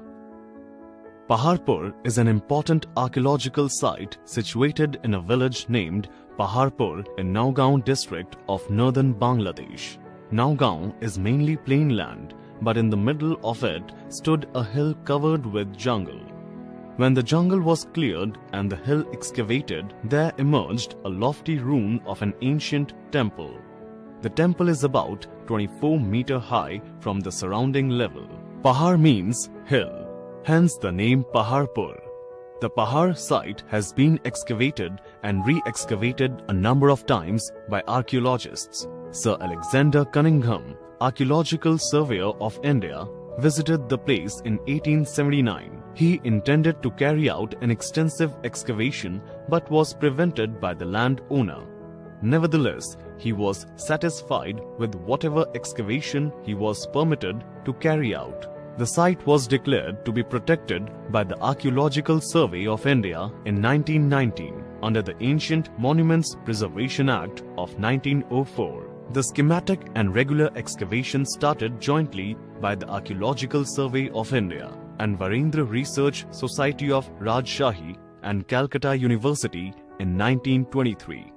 They excavated the southwest corner of the monastery. In 1925-26, historian and archaeologist R.D. Banerjee excavated the northern part of the central mound. From 1926-27 onward, excavation was carried out under the supervision of K.N. Dikshit. The Department of Archaeology of Bangladesh brought the site under further excavation after independence. The operations took place in two phases. The first phase was initiated in 1981-82 and continued till 1984-1985. The second phase was started in 1988-89 and continued till 1990-91. Pre-liberation expeditions have revealed the architecture of a vast Buddhist monastery, the Somapura Mahavihara. It is dominated by the central shrine, attracting immediate attention by its lofty height and unusual architectural design. Somapura Mahavihara was one of the most famous Buddhist institutions for monks of ancient Bengal and southern Asia.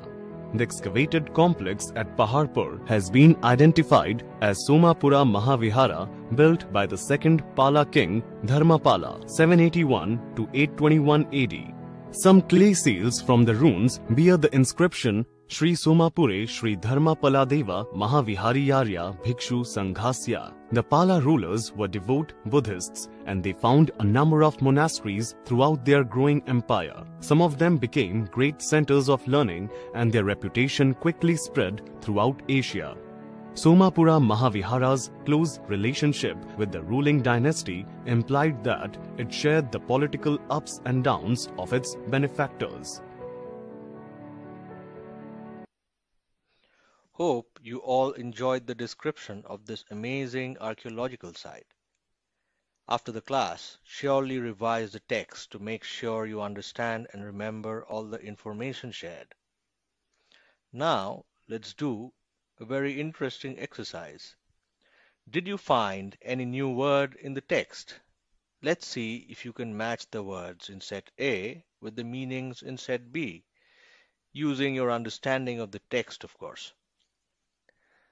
The set A words are devout, systematic, archaeological, lofty, excavate, debris, and extensive. In the set B, the meaning side, you'd see all the meanings jumbled up. You can rearrange the words in a tabular format and then match the meanings, putting them beside the right words. Something like this.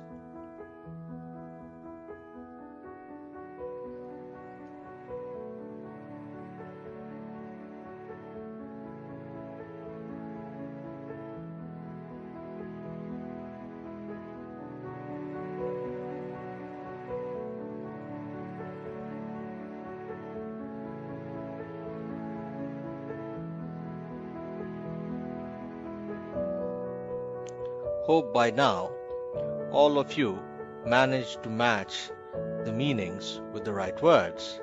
So let's check the answers. Archaeological. It means ancient cultural remains. Excavate means to uncover something with difficulty. Lofty means grand. Extensive means widespread. Systematic means done very methodically. Debris means rubbles or wreckage. And devout means pious. I hope most of you got the answers right.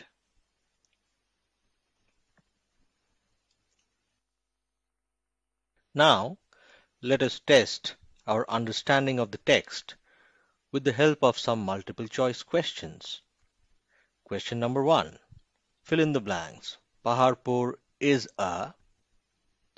Option A, typical Bangladeshi village. Option B, an extraordinary village. Option C, a very small village. Or option D, a villa on top of mountain. Can you guess the answer? Well, let's check the answer out. It's A, a typical Bangladeshi village. Now let's move to the second question. After excavation, archaeologists discovered a huge dash. Fill in the blanks. A, King's Palace. B, Emperor's Courtyard. C, Buddhist Monastery. And D, a Hindu temple. Let's see if you can guess this right.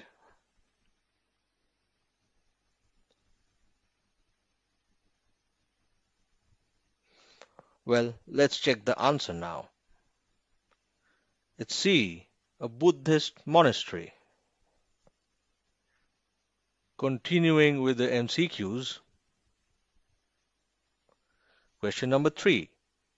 How many phases of excavation has been mentioned in the text?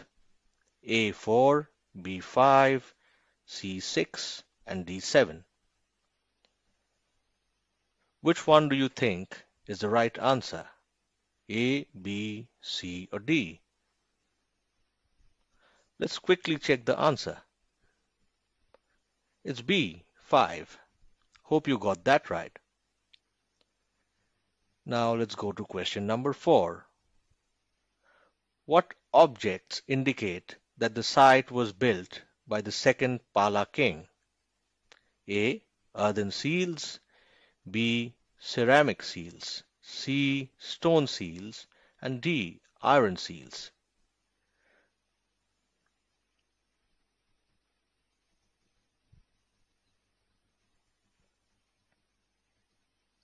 Let's check the right answer. It's A, earthen seals. Now, question 5. The word benefactors in the text means A, banks. B, famous businessmen. C, people with money. And D, financial supporters. Which one do you think is the right answer?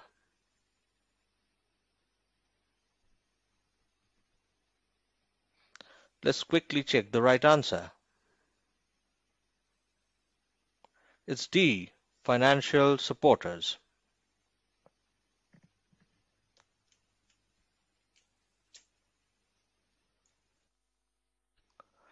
By now, we have learned a lot of new words and also gathered significant amount of information about this great archaeological site.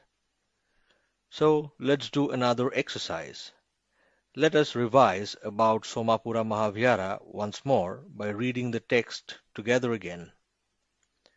So carefully look at the video and the text on it so that you can answer the below questions after that. The questions are: why is a village named Paharpur?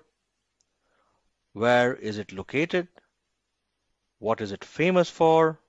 Why was the site officially stated to be preserved? And who excavated the southwest corner of the monastery?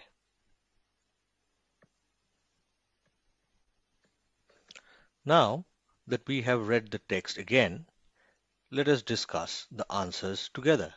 Question 1. Why is the village named Paharpur? Answer.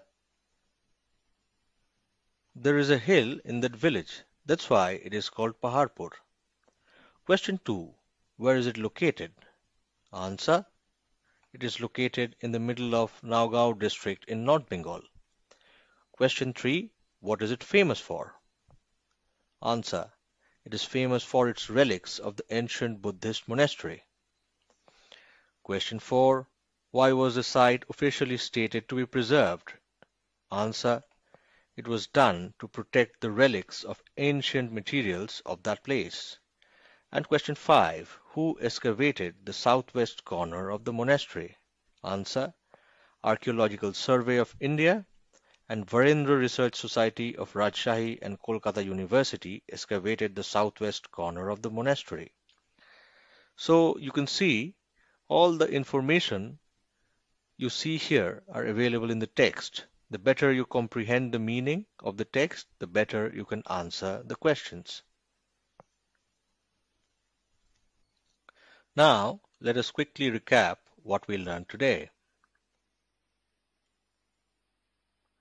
We learned three things. Firstly, how to comprehend the meaning of a text. Secondly, how to use information gathered from a text to ask and answer questions. And thirdly, how to describe something from key information about it. We did this by going through the text on Somapura Mahavihara, which had a detailed description of this very ancient and unique World Heritage Site in Nagaon, Bangladesh.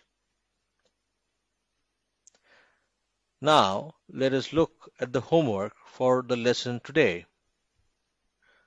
Hopefully by now, you have gathered quite a bit of knowledge about great archaeological site, the Somapura Mahavihara.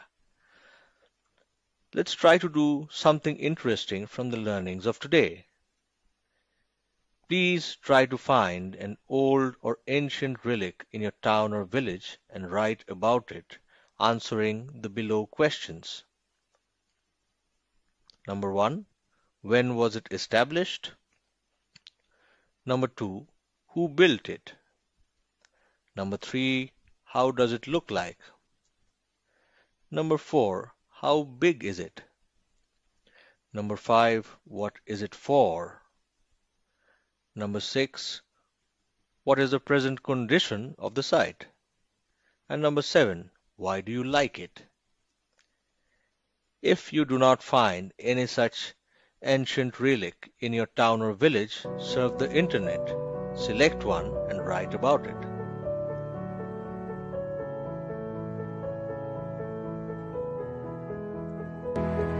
Thank you for attending the class today, dear students. Hope it was interesting for you.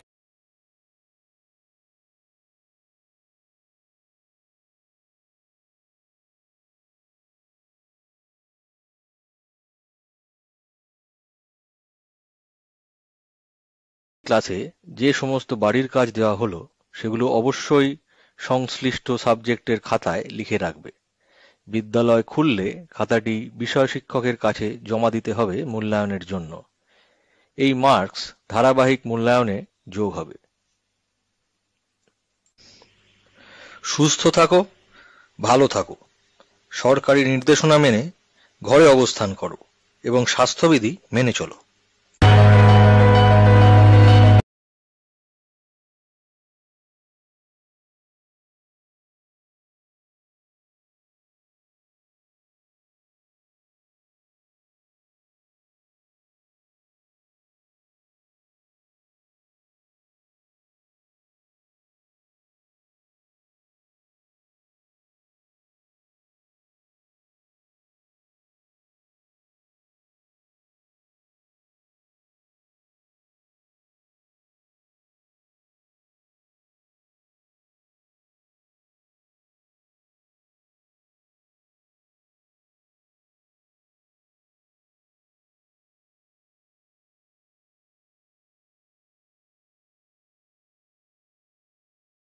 দশম শ্রেণীর বিজ্ঞান।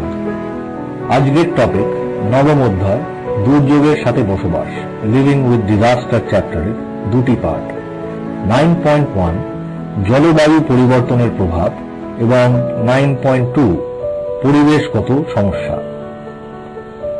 এই অধ্যায় পাঠ শেষে আমরা বাংলাদেশ ও আন্তর্জাতিক প্রেক্ষাপটে জলবায়ু পরিবর্তনের প্রভাব বিশ্লেষণ করতে পারব, পরিবেশগত সমস্যা সৃষ্টির কারণ ব্যাখ্যা করতে পারব এবং নিজের এলাকায় মানসম্মত ও উন্নত পরিবেশ সৃষ্টির সমস্যা ও চ্যালেঞ্জ মোকাবিলায় একটি অনুসন্ধানমূলক কাজ সম্পন্ন করতে পারব।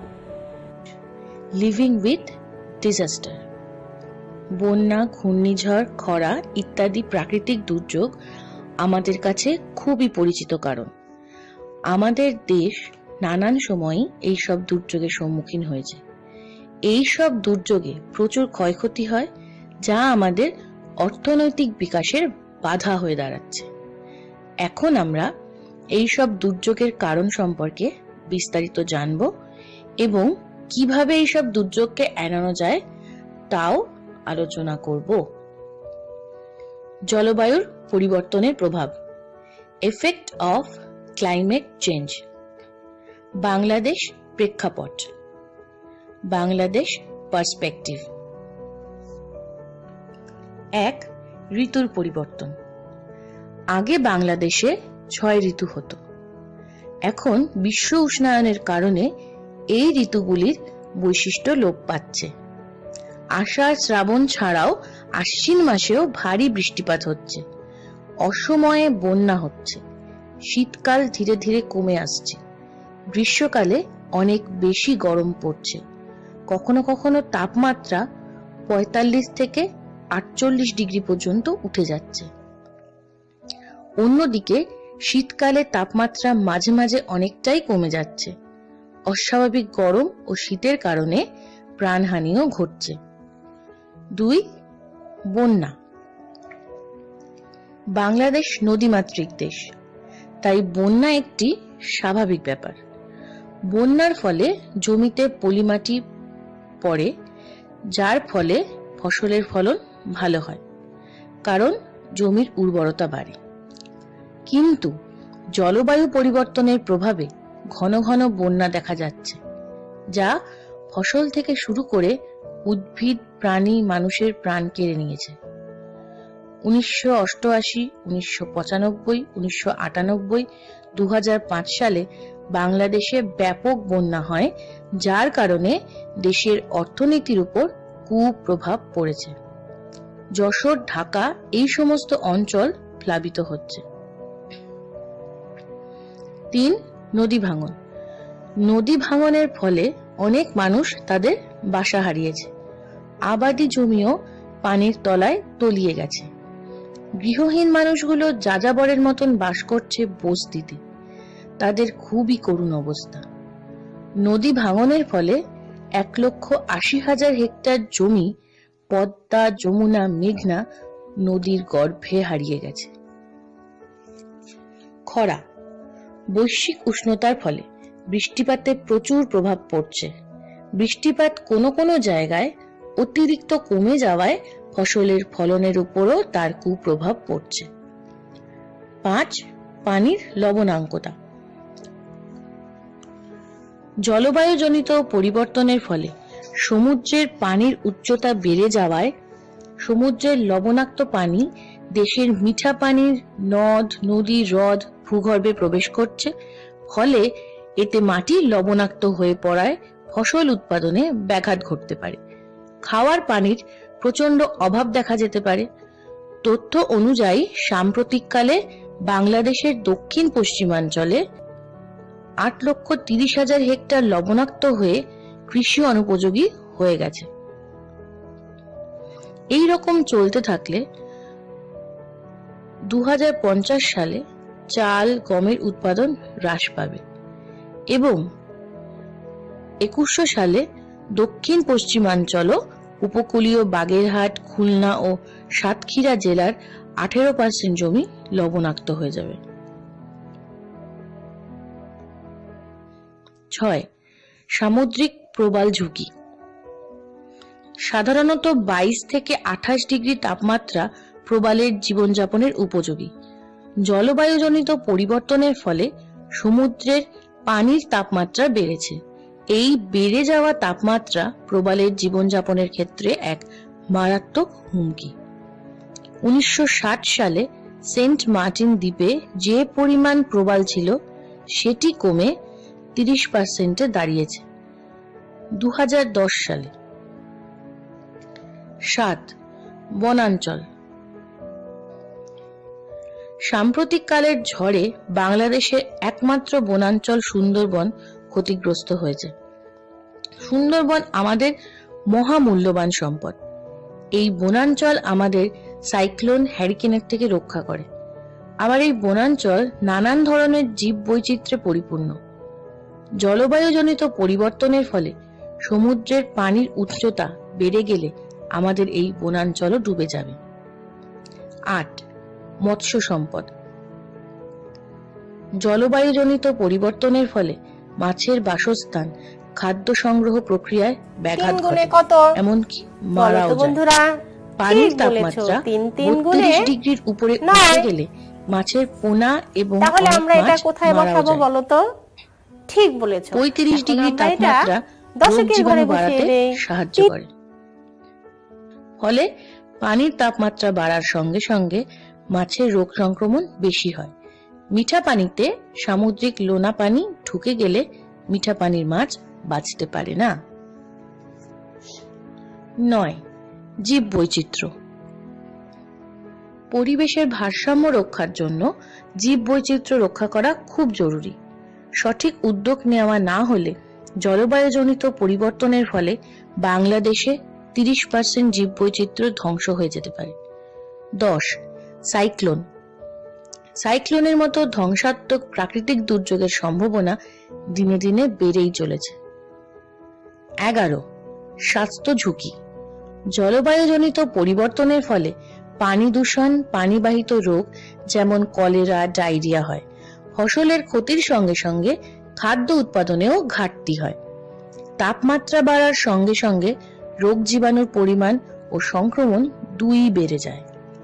বর্ষার মৌসুমে গত 3-4 বছর ধরে অ্যানথ্রাক্স নামক একটি নতুন রোগ সিরাজগঞ্জ জেলায় লক্ষ্য করা গেছে।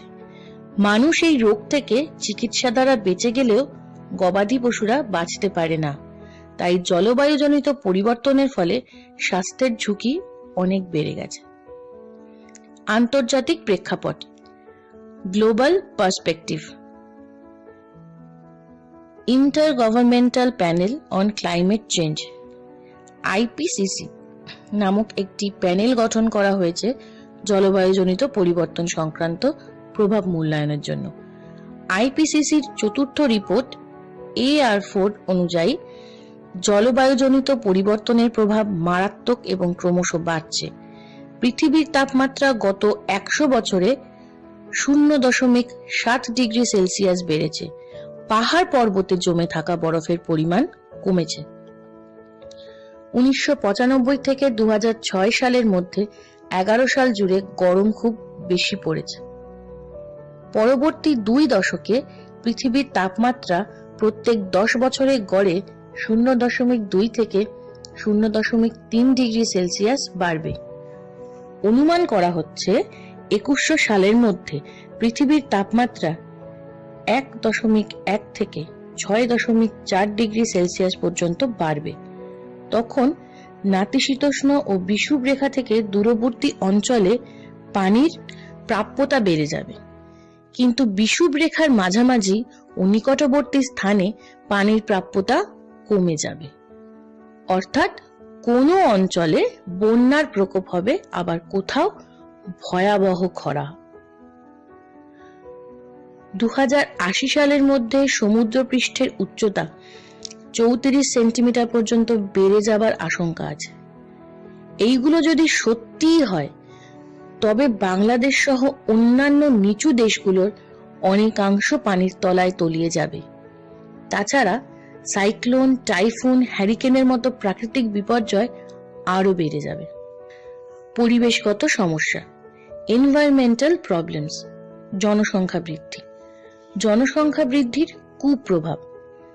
জনসংখ্যা বৃদ্ধির কারণে শতকরা প্রায় ৮০% বনভূমি নষ্ট হয়েছে। হাজার বনজ গাছপালা ও জীবজন্তুর অস্তিত্ব বিলীন হয়েছে। খাদ্য, বস্ত্র, বাসস্থান এর উপর চাপ পড়েছে। তার সঙ্গে কর্মসংস্থানের উপরও চাপ পড়েছে। নতুন শিল্প কারখানা তৈরি করতে গিয়ে আবাদি জমি নষ্ট হচ্ছে। মাছের আকাল পড়েছে, তাই প্রাকৃতিক মাছের উপর ভরসা না করে এখন মাছ চাষ করতে হচ্ছে। বাংলাদেশের জনসংখ্যা এখন প্রায় ১৬ কোটি। দেশে খাদ্যশস্য ফলানো হচ্ছে ঠিকই, কিন্তু মাত্রাতিরিক্ত জনসংখ্যার কারণে খাদ্যশস্য রপ্তানি করা যাচ্ছে না, উল্টে আমদানি করতে হচ্ছে। ফলে রপ্তানি করে বৈদেশিক মুদ্রা দেশে আনা যাচ্ছে না। বর্জ্য ব্যবস্থাপনা, পানি সরবরাহ সহ নানান নাগরিক সুবিধা দিতে অসুবিধে হচ্ছে। জনসংখ্যা এভাবে বৃদ্ধি পায় কি করে? জন্মহার মৃত্যুহারের থেকে অনেক বেশি। গ্রামীণ জনসংখ্যার বড় একটি অংশ কর্মসংস্থানের জন্য শহরমুখী হয়ে পড়েছে। এর ফলে শহরাঞ্চলের জনসংখ্যা অনেক বৃদ্ধি পেয়েছে। ফলে শহর এলাকায় আবাসন সংকট দেখা গিয়েছে। আবাদি জমি ধ্বংস করে জলাভূমি ভরাট করে নগরায়ন হচ্ছে। বৈশ্বিক উষ্ণতা, global warming, carbon dioxide, ozone, methane, CFC, nitrous oxide, জলীয় বাষ্প, এদেরকে গ্রিন হাউস গ্যাসও বলে। এই গ্রিন হাউস গ্যাসগুলোর প্রধান উৎস যানবাহন, শিল্প কারখানা, বিদ্যুৎ উৎপাদন কেন্দ্র থেকে সৃষ্ট ধোঁয়া, রেফ্রিজারেটর, শীত তাপ নিয়ন্ত্রণ যন্ত্রে ব্যবহৃত গ্যাস, আগ্নেয়গিরির অগ্নুৎপাত, দাবানল, গবাদি পশুর মলমূত্র, প্রাকৃতিকভাবে গাছপালার ক্ষয় থেকেও গ্রিনহাউস গ্যাস তৈরি হয়। জনসংখ্যা বৃদ্ধির ফলে যানবাহন, শিল্প কারখানা, বিদ্যুতের চাহিদা বাড়ছে। ফলে গ্রিনহাউস গ্যাসের নিঃসরণও বাড়ছে। জনসংখ্যা বৃদ্ধির সঙ্গে সঙ্গে বনভূমিও ধ্বংস হচ্ছে। ফলে গাছপালা প্রচুর হারে কমে যাচ্ছে। এর ফলে বায়ুমণ্ডলে থাকা কার্বন ডাই অক্সাইডের শোষণ কমে যাচ্ছে। তাই বায়ুমণ্ডলে কার্বন ডাই অক্সাইডের পরিমাণ ক্রমবর্ধমান। এই গ্রিন হাউস গ্যাসের জন্য পৃথিবীর বুকের তাপ বেরোতে পারে। ফলে বায়ুমণ্ডলের তাপমাত্রা ধীরে ধীরে বেড়ে যাবে।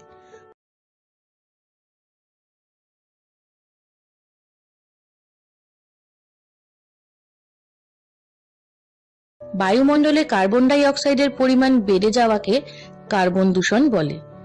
বাতাসে কার্বন ডাই অক্সাইডের পরিমাণ বেড়ে যাওয়ায় প্রধান কারণগুলি হল যানবাহন, শিল্প কারখানা, বিদ্যুৎ উৎপাদন কেন্দ্র থেকে সৃষ্ট ধোঁয়া ইত্যাদি। বনশূন্য করা, ডিফরেস্টেশন। জনসংখ্যা বৃদ্ধি হচ্ছে বনশূন্য হয়ে যাওয়ার মূল কারণ। জনসংখ্যা বৃদ্ধির ফলে ঘরবাড়ি, রাস্তাঘাট, অন্ন, বস্ত্র ইত্যাদি সব রকম চাহিদা বৃদ্ধি পাচ্ছে।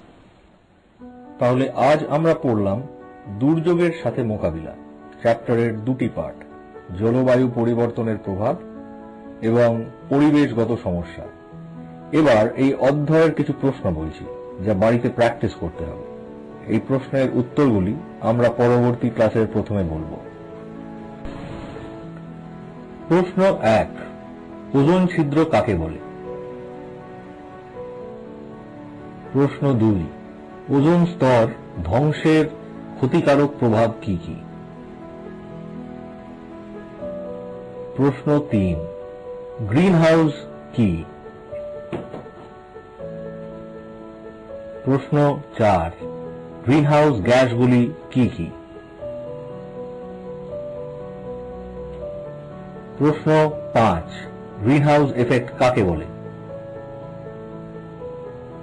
প্রশ্ন 6, গ্লোবাল ওয়ার্মিং কমানোর উপায়গুলি কি?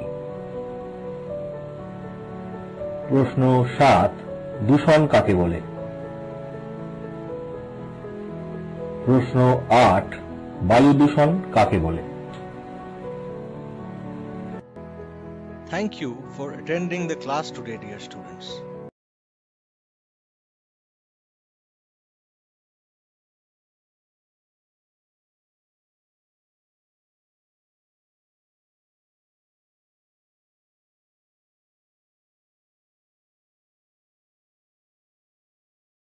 বাড়ির কাজ দেওয়া হলো সেগুলো অবশ্যই সংশ্লিষ্ট সাবজেক্টের খাতায় লিখে রাখবে।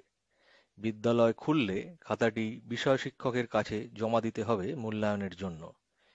এই মার্কস ধারাবাহিক মূল্যায়নে যোগ হবে। সুস্থ থাকো, ভালো থাকো, সরকারি নির্দেশনা মেনে ঘরে অবস্থান করো এবং স্বাস্থ্যবিধি মেনে চলো।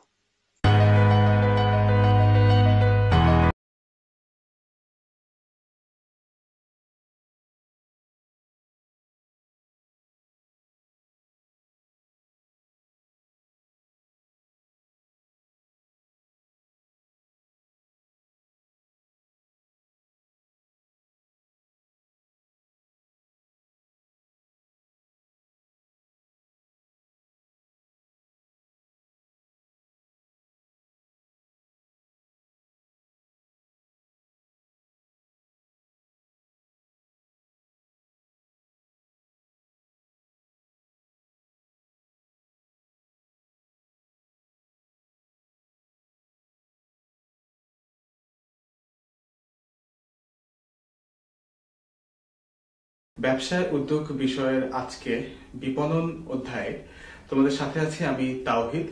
আজকে আমরা বিপণন নিয়ে বিস্তারিত জানার চেষ্টা করব। আমাদের আলোচনাগুলোর মধ্যে থাকবে মূলত বিপণনের ধারণা বা কনসেপ্ট অফ মার্কেটিং, বিপণনের কার্যাবলী, বন্টন প্রণালী ও বিভিন্ন পণ্যের বিপণন। সুপ্রিয় শিক্ষার্থী, মার্কেটিং বা বিপণন শব্দটাকে আমরা অনেকেই ভুলভাবে ব্যবহার করি। মাঝে মাঝে আমরা বলি, ধরো কোনো ঈদের আগে বা কোনো অনুষ্ঠানের আগে আমরা বলি যে কার কার মার্কেটিং করা হয়েছে বা কি কি মার্কেটিং করলি। অর্থাৎ এখানে মার্কেটিং আমরা বলতে বোঝাতে চাই যে কেনাকাটা করা, যেটা পুরোপুরি ভুল একটা কনসেপ্ট। মার্কেটিং মানে কেনাকাটা করা না। আবার অনেকে ব্যবসায়ীরাও মার্কেটিং বলতে বোঝায় শুধুমাত্র পণ্য ক্রয় করে পণ্য বিক্রয় করা। না, এটাও ভুল ধারণা। মার্কেটিং মানে পণ্য ক্রয় করে পণ্য বিক্রয় করাও না। তাহলে মার্কেটিং জিনিসটা কি বা বিপণন জিনিসটা কি? তোমাদের আজকের অধ্যায়ে শুরুতে খুব সুন্দর একটা বাস্তব একটা কথা বলা আছে। রাফিনা, রসুলপুর গ্রামের রাফিনা নামের একজন ছাত্রীর কাহিনী বলা আছে। সেখানে লক্ষ্য করো তোমরা, রাফিনার বাবা একজন সবজি চাষী, সে একজন কৃষক যে সবজি উৎপাদন করে, বিভিন্ন প্রকার সবজি উৎপাদন করে নিজের হাতে। খুব সুন্দর সুন্দর সবজি সে উৎপাদন করে। তারপর সে ডালা ভরে সবজি সাজিয়ে বাজারে নিয়ে যায়। মনোযোগ দিয়ে লক্ষ্য করো প্রত্যেকটা স্টেপ। সে সবজি উৎপাদন করে, ডালা সাজিয়ে সুন্দর করে সবজিগুলো সাজিয়ে সে বাজারে নিয়ে যায়। সেখানে গিয়ে সে সবজিগুলো মানুষের কাছে বিক্রি করে। আবার কখনো দেখা যায় সবজিগুলো ডালা সাজাবার আগেই গ্রামের অনেক মানুষ তার কাছ থেকে সবজি কিনে নিয়ে যায়। এই রাফিনার বাবার সবজি উৎপাদন এত ফ্রেশ এবং এত সুন্দর সবজি সে উৎপাদন করে যে পুরো গ্রামে, পুরো এলাকাতে রাফিনার বা কি একটা সুনাম আছে। এ কারণে রাফিনার গর্বও হয়, এভাবে বলা আছে তোমাদের বইতে, পড়ে দেখো। তাহলে খেয়াল করো, এই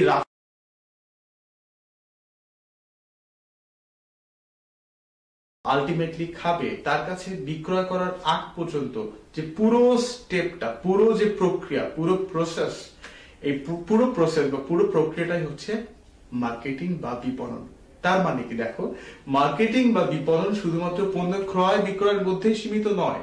মার্কেটিং বা বিপণন হচ্ছে পণ্য উৎপাদন, পণ্য ব্যবস্থাপনা, পণ্য পরিবহন, পণ্য গুদামজাতকরণ, পণ্য মোড়কীকরণ বলো, এই পুরো প্রসেস শেষ করে পণ্যটাকে চূড়ান্ত ভোক্তার কাছে পৌঁছানোর জন্য যতগুলো ধাপ পার করতে হয়, এই সব ধাপগুলো পার করার নামই হচ্ছে মার্কেটিং বা বিপণন। সুপ্রিয় শিক্ষার্থী, তাহলে চলো এখন আমরা মার্কেটিং বা বিপণনের কার্যাবলী নিয়ে আলোচনা করি, অর্থাৎ activities or functions of marketing. Marketing এর কার্যাবলী বা বিপণনের কার্যাবলী। বিপণন করতে হলে বা একটা পণ্য চূড়ান্ত ভাবে ভোক্তার নিকট পৌঁছাতে হলে প্রথমেই যে জিনিসটা দরকার তা হচ্ছে পণ্যটা আগে অর্জন করতে হবে। পণ্যটা দুইভাবে অর্জন করা যায়, ক্রয় করে অর্জন করা যায়, উৎপাদন করে অর্জন করা যায়। এখন কোন প্রতিষ্ঠান যদি উৎপাদনকারী প্রতিষ্ঠান না হয়ে থাকে, প্রতিষ্ঠানটা যদি ট্রেডিং প্রতিষ্ঠান বা যেটাকে আমরা বলি ক্রয় বিক্রয়কারী প্রতিষ্ঠান যদি হয়, ট্রেডিং কর্পোরেশন, যেগুলো দুই ধরনের কর্পোরেশন আছে বা দুই ধরনের ব্যবসা আছে নরমালি। একটা হচ্ছে উৎপাদনকারী ব্যবসায় যারা প্রোডাকশন করে নিজেরা, আর একটা হচ্ছে ট্রেডিং বিজনেস, যারা কোনো পণ্য নিজে উৎপাদন করে না, পণ্যটা কিনে এনে তারপর বিক্রি করে। তো আমরা এখানে ট্রেডিং বিজনেসের কথা বলছি। তো একটা পণ্য বিক্রি করতে হলে বা একটা পণ্য মানুষের কাছে পৌঁছাতে হলে প্রথমত তো পণ্যটাকে অর্জন করতে হবে বা পণ্যটা কিনতে হবে। অর্থাৎ মার্কেটিং বা বিপণনের প্রথম কাজই হচ্ছে পণ্য ক্রয়। আগে একটা সুন্দর পণ্য, নিখুঁত ভালো একটা পণ্য কিনতে হবে যেটা মানুষ কিনবে, অর্থাৎ ক্রয় হচ্ছে আমাদের মার্কেটিং এর প্রথম স্টেপ বা প্রথম ধাপ। দ্বিতীয়ত সেলিং বা বিক্রয়। পণ্য ক্রয় করে রেখে দিলে তো হবে না, পণ্যটাকে কি করতে হবে? বিক্রয় করতে হবে। তার মানে লক্ষ্য করো, ক্রয়ের মাধ্যমে আমরা পণ্যের মালিকানাটা অর্জন করি, বিনিময়ে আমরা নগদ টাকা প্রদান করি। আর বিক্রয়ের মাধ্যমে আমরা কি করি? পণ্যের মালিকানা স্থানান্তর করি। তোমাদের পরীক্ষাতে কিন্তু এই প্রশ্নটা বারবার আসে, বিভিন্নভাবে ঘুরে ফিরে, যে মালিকানা স্থানান্তর করা হয় কিসের মাধ্যমে? ক্রয় বিক্রয়ের মাধ্যমে। ঠিক আছে, প্রশ্নটা যদি হয় এভাবে যে পণ্যের মালিকানা স্থানান্তর হয় কিসের মাধ্যমে, উত্তর হবে ক্রয় বিক্রয়ের মাধ্যমে। প্রশ্নটা যদি এভাবে হয় পণ্যের মালিকানা অর্জিত হয় বা অর্জন করা হয় কিসের মাধ্যমে, উত্তর হবে ক্রয়ের মাধ্যমে। আর পণ্যের মালিকানা বিসর্জন দেওয়া হয় বা দিয়ে দেওয়া হয় বা পণ্যের মালিকানা বিক্রয় করা হয় কার মাধ্যমে? বিক্রয়ের মাধ্যমে। কারণ বিক্রয়ের মাধ্যমে আমরা টাকা পাই, বিনিময়ে আমরা পণ্যের পজেশন যেটাকে আমরা বলি বা মালিকানা সত্ত্ব বা ওনারশিপ যেটাকে বলি, এটাকে আমরা বিক্রি করে দিই ক্রেতার কাছে। তৃতীয় হচ্ছে পরিবহন বা ট্রান্সপোর্টেশন। সুপ্রিয় শিক্ষার্থী, খুব মনোযোগ দিয়ে লক্ষ্য করবে, এই মার্কেটিং এর প্রত্যেকটা ধাপ বা প্রত্যেকটা কার্যাবলী কিন্তু বিভিন্ন উপযোগ সৃষ্টি করে। উপযোগগুলো কি? যেমন ক্রয় বিক্রয়ের মাধ্যমে আমরা পজেশন বা মালিকানার উপযোগ পাই, তেমনি ভাবে পরিবহন কি করে? এক স্থানের পণ্য আর এক স্থানে নিয়ে বিক্রি করে। যেমন রাজশাহীর আম নিয়ে বিক্রি হচ্ছে অনেক দূরে একটা জেলায়, ঢাকাতে বিক্রি হচ্ছে, বরিশালে বিক্রি হচ্ছে, অথবা এক জায়গার পণ্য অন্য একটা জায়গায় বিক্রি হচ্ছে কিসের মাধ্যমে? পরিবহনের মাধ্যমে বা ট্রান্সপোর্টেশনের মাধ্যমে। তাহলে পরীক্ষাতে আমাদের কাছে প্রশ্ন আসে, পণ্যের স্থানগত উপযোগ সৃষ্টি হয় কিসের মাধ্যমে? স্থানগত, খেয়াল করো, স্থানগত। এক স্থান থেকে পণ্যটাকে অন্য স্থানে নিয়ে যায় কিসের মাধ্যমে? পরিবহনের মাধ্যমে বা ট্রান্সপোর্টেশনের মাধ্যমে। তারপরে আমরা দেখব গুদামজাতকরণ বা ওয়্যার হাউজিং। এই গুদামজাতকরণ হচ্ছে একটা সিজনাল কিছু পণ্য, যেমন সিজনাল ফলমূল, সিজনাল সবজি, অর্থাৎ যেগুলো শুধুমাত্র শীতকালে জন্মে বা যেগুলো শুধুমাত্র গ্রীষ্মকালে জন্মে বা বর্ষাকালে জন্মে। আমরা দেখতে পাই যে এক সিজনে আলু জন্মে, ওই আলু আমরা সারা বছর কিনে খাই। এটা কিভাবে সম্ভব হয়? কেন আলুগুলো নষ্ট হয়ে যায় না? কখনো প্রশ্ন করেছেন নিজেকে যে আলুগুলো সারা বছর উৎপাদন হয় না, তাহলে আমরা সারা বছর কিভাবে পাই? অথবা কোন একটা নির্দিষ্ট ফল যেটা বছরে কোন একটা নির্দিষ্ট সময় হয়, এটাকে বছরের অধিকাংশ সময় পাওয়া যায়, কিভাবে পাওয়া যায়? উত্তর হচ্ছে গুদামজাতকরণ এর মাধ্যমে। তাহলে গুদামজাতকরণ কি করছে? একটা সময়ের সৃষ্ট ফল বা সবজি বা কোন পণ্যকে অন্য সময় নিয়ে যাচ্ছে। তাহলে দেখো, পণ্যের সময়গত উপযোগ সৃষ্টি করে কে? গুদামজাতকরণ। পরীক্ষাতে কিন্তু এইভাবে তোমরা প্রশ্নগুলো পাবে যে পণ্যের স্থানজাতকরণ বা স্থান বিষয়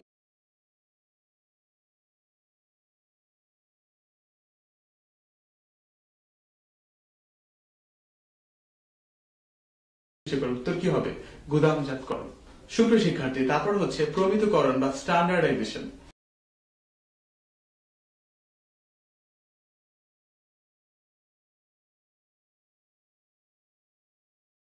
জিনিসটাকে অনেকে আলাদা করতে সমস্যা মনে করো, আসলে ব্যাপারটা খুবই সিম্পল, খুবই সহজ। প্রমিতকরণ বা স্ট্যান্ডার্ডাইজেশন মানেটা কি? একটা পণ্যের মান অনুসারে, যে পণ্যের কোয়ালিটি কেমন, মান অনুসারে ওই পণ্যের বিক্রয় মূল্য নির্ধারণ বা প্রাইস নির্ধারণই হলো প্রমিতকরণ বা স্ট্যান্ডার্ডাইজেশন। যে পণ্যের কোয়ালিটি ভালো তার প্রাইসও ভালো হবে, স্বাভাবিকভাবে যে পণ্যের কোয়ালিটিটা একটু খারাপ তার প্রাইসও কি হবে? কম হবে। এই যে পণ্যের কোয়ালিটির উপর ভিত্তি করে পণ্যের মান, এর উপর ভিত্তি করে পণ্যের দাম নির্ধারণ বা পণ্যের বিক্রয় মূল্য নির্ধারণ, এটা কি বলে? প্রমিতকরণ বা স্ট্যান্ডার্ডাইজেশন। প্রমিতকরণের পরে আসে পর্যায়িতকরণ। পর্যায়িতকরণ বা গ্রেডিং। পর্যায়িতকরণ জিনিসটা কি? আমরা প্রমিতকরণে দেখেছি পণ্যের কোয়ালিটি, আকার, রং এর উপর ভিত্তি করে পণ্যের দামটা নির্ধারণ করে। অর্থাৎ প্রমিতকরণে যে জিনিসটা গুরুত্বপূর্ণ তা হচ্ছে পণ্যের দাম নির্ধারণ করা। হ্যাঁ, আর পর্যায়িতকরণ বা গ্রেডিং এ যে জিনিসটা গুরুত্বপূর্ণ তা হচ্ছে এক কোয়ালিটির পণ্য এক এক জায়গায় শ্রেণীবদ্ধ করে সাজিয়ে রাখা। তোমরা যদি কখনো বড় স্টোর হাউস গুলোতে যাও বা বড় বিপণী শপ গুলোতে যাও, এই বড় বড় বিপণী শপ বা বিপণী দোকানগুলোতে, স্টোর হাউস বা বড় বড় বিপণীতে দেখবে এখানে এক ধরনের পণ্য এক সারিতে সুন্দর করে সাজানো, এক রঙের পণ্য এক সারিতে, অন্য রঙের পণ্য এক সারিতে, এক ধরনের পণ্য এভাবে রাখা। এটাই হচ্ছে পর্যায়িতকরণ বা গ্রেডিং। অর্থাৎ পণ্যের আকার, পণ্যের গুণাগুণ, রং, কোয়ালিটি, দাম এগুলো অনুসারে পণ্যগুলোকে বিভিন্ন স্তরে স্তরে সাজিয়ে রাখা হচ্ছে পর্যায়িতকরণ। এর সুবিধাটা হচ্ছে দ্রুত তাহলে বিক্রয় করা যায়। একটা মানুষ যে জিনিসটা চাইবে, বিক্রেতা জানবে যে তার ওই পার্টিকুলার জিনিসটা কোন সেলফে রাখা আছে বা কোথায় রাখা আছে, ওখান থেকে সে চট করে জিনিসটা ক্রেতাকে দিতে পারবে। এটা হচ্ছে পর্যায়িতকরণের সুবিধা। তারপরে হচ্ছে মোড়কীকরণ বা প্যাকেজিং। একটা প্রচলিত প্রবাদ আছে যে পেহেলে দর্শনধারী ফের গুণ বিচারী, অর্থাৎ আগে হচ্ছে দেখতে কেমন জিনিসটা, তারপর হচ্ছে এর ভেতরকার গুণাগুণ বিচার করতে হয়। তার মানে একটা পণ্য যদি দেখতে সুন্দর না হয় আমরা কিন্তু অনেকেই সেটা কিনতে আগ্রহী হই না। এখন এই পণ্যগুলো মোড়কীকরণ এ কারণে খুব বেশি গুরুত্বপূর্ণ যে পণ্যটাকে সুন্দর করে উপস্থাপন করা। এখন শুধু সৌন্দর্য এখানে গুরুত্বপূর্ণ না, আরো একটা গুরুত্বপূর্ণ ব্যাপার হচ্ছে পণ্যের ভেতরকার কোয়ালিটিটাকে ঠিক রাখা। বিভিন্ন ইলেকট্রনিক পণ্যের দিকে তোমরা যদি দেখো, এর মোড়কীকরণ যদি দেখো, ধরো ফ্রিজ, টেলিভিশন, এগুলো কিন্তু বিশেষ ব্যবস্থার মাধ্যমে মোড়কীকরণ করা হয় যাতে পরিবহনকালে পণ্যটার ভেতরে কোনো ক্ষতি না হয়। আবার তোমরা যদি আকর্ষণীয় পণ্য যেমন সাবান বা পারফিউম বা কোনো এই কসমেটিক্স টাইপসের পণ্য দেখো, তোমরা দেখবে এর মোড়কীকরণটা সাধারণত একটু ঝকমকে হয়, ক্রেতার চোখ আকর্ষণ করার জন্য হয়। আবার তোমরা যদি ডাল, চিনি, চাল, তেল এগুলোর মোড়কীকরণ দেখো, দেখবে এটা আবার একটু ভিন্ন আকারে, ভিন্ন মাপে বা ভিন্ন ভাবে মোড়কীকরণ করা হয়। অর্থাৎ ক্রেতার চাহিদা অনুযায়ী যে পণ্যে যেভাবে মোড়কীকরণ করা দরকার বা প্যাকেজিং করা দরকার, এভাবেই প্যাকেজিং করাটা অনেক বেশি গুরুত্বপূর্ণ। সুপ্রিয় শিক্ষার্থী, তারপর হচ্ছে তথ্য সংগ্রহ। বাজারে তথ্য সংগ্রহ করা বা বাজার দরে নিজের ব্যবসায়িক পণ্যগুলো বিক্রি করা খুবই গুরুত্বপূর্ণ। বাজারের পণ্য বিক্রি করতে চায় মানুষ, কিন্তু কিনবে না, নিজে কিনে বিক্রি করছে না বা নিজে ভোগ করছে না, সে এটা কাউকে গিফট করছে বা উপহার হিসেবে দিচ্ছে। তার মানে কাস্টমার হচ্ছে তারা যারা কোনো পণ্য বা সেবা কেনে, আর কনজিউমার হচ্ছে তারা যারা পণ্য বা সেবাটাকে ভোগ করে। কনজিউমার কাস্টমারও হতে পারে, আবার যদি সে উপহার সামগ্রী পায় সে নিজেও সেটা ভোগ করতে পারে। অর্থাৎ কনজিউমার হচ্ছে চূড়ান্ত ভোক্তা আর কাস্টমার হলো ক্রেতা। পণ্য বিপণনের ক্ষেত্রে কনজিউমার বিশ্লেষণ খুবই গুরুত্বপূর্ণ। অর্থাৎ ভোক্তাদের বিশ্লেষণ করা, ভোক্তাদের অভিরুচি, তাদের রুচিবোধ, তারা কি পছন্দ করছে, তারা কি পছন্দ করছে না, তাদের কিসে চাহিদা আছে, কিসে তাদের চাহিদা নেই, বা এখন সমাজে কোন বিষয়টা ট্রেন্ডিং বা কোন বিষয়টা সবচেয়ে আলোচিত বা প্রচলিত আছে, এই ব্যাপারগুলো বিশ্লেষণ করে বিপণন করলে বিপণনের সফলতার হার অনেক বেশি বৃদ্ধি পায়। তোমাদের এখানে একটা বাড়ির কাজ থাকবে, তা হচ্ছে এই বিপণনের কার্যগুলিগুলো তোমরা খুব ভালো করে বুঝবে, একটার সাথে একটা রিলেট করার চেষ্টা করবে, তারপর তোমরা এগুলো নোট করবে যে বিপণনের কার্যগুলি কি কি, এবং সফল বিপণন করতে হলে বা সফল মার্কেটিং করতে হলে কাজগুলোর গুরুত্ব কতটুকু। হ্যাঁ, চলো তাহলে আমরা পরবর্তী টপিকে চলে যাই। সুপ্রিয় শিক্ষার্থী, আমাদের পরবর্তী টপিকটা হচ্ছে বিপণন প্রণালী ধারণা বা কনসেপ্ট অফ ডিস্ট্রিবিউশন চ্যানেল।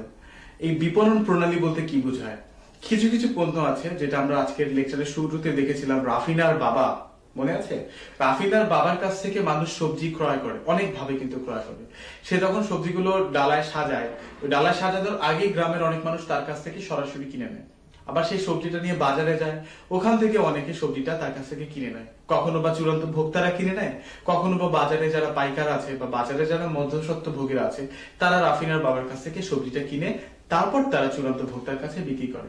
এই যে চ্যানেল, ডিস্ট্রিবিউশন চ্যানেল, এটাই হচ্ছে বন্টন প্রণালী। তোমরা মুখস্থ করার চেষ্টা করবে না, পুরো ব্যাপারটা স্বাভাবিকভাবে বোঝার চেষ্টা করো। কিছু কিছু পণ্য আছে যা আমরা সরাসরি উৎপাদকের কাছ থেকে পাই, তাহলে এখানে রিলেশনশিপটা কেমন? এখানে রিলেশনশিপটা হচ্ছে প্রডিউসার টু কনজিউমার, অথবা উৎপাদক থেকে সরাসরি ভোক্তার কাছে যায়, তাই না? আবার কিছু কিছু পণ্য আছে যেটা আমরা উৎপাদক থেকে খুচরা বিক্রেতার মাধ্যমে পাই, খুচরা বিক্রেতার মাধ্যমে আমরা পাই ভোক্তার কাছে। তাহলে এখানে কি হচ্ছে? প্রডিউসার, রিটেইলার, তারপর কনজিউমার, অর্থাৎ উৎপাদক, খুচরা বিক্রেতা, তারপর কি আসছে?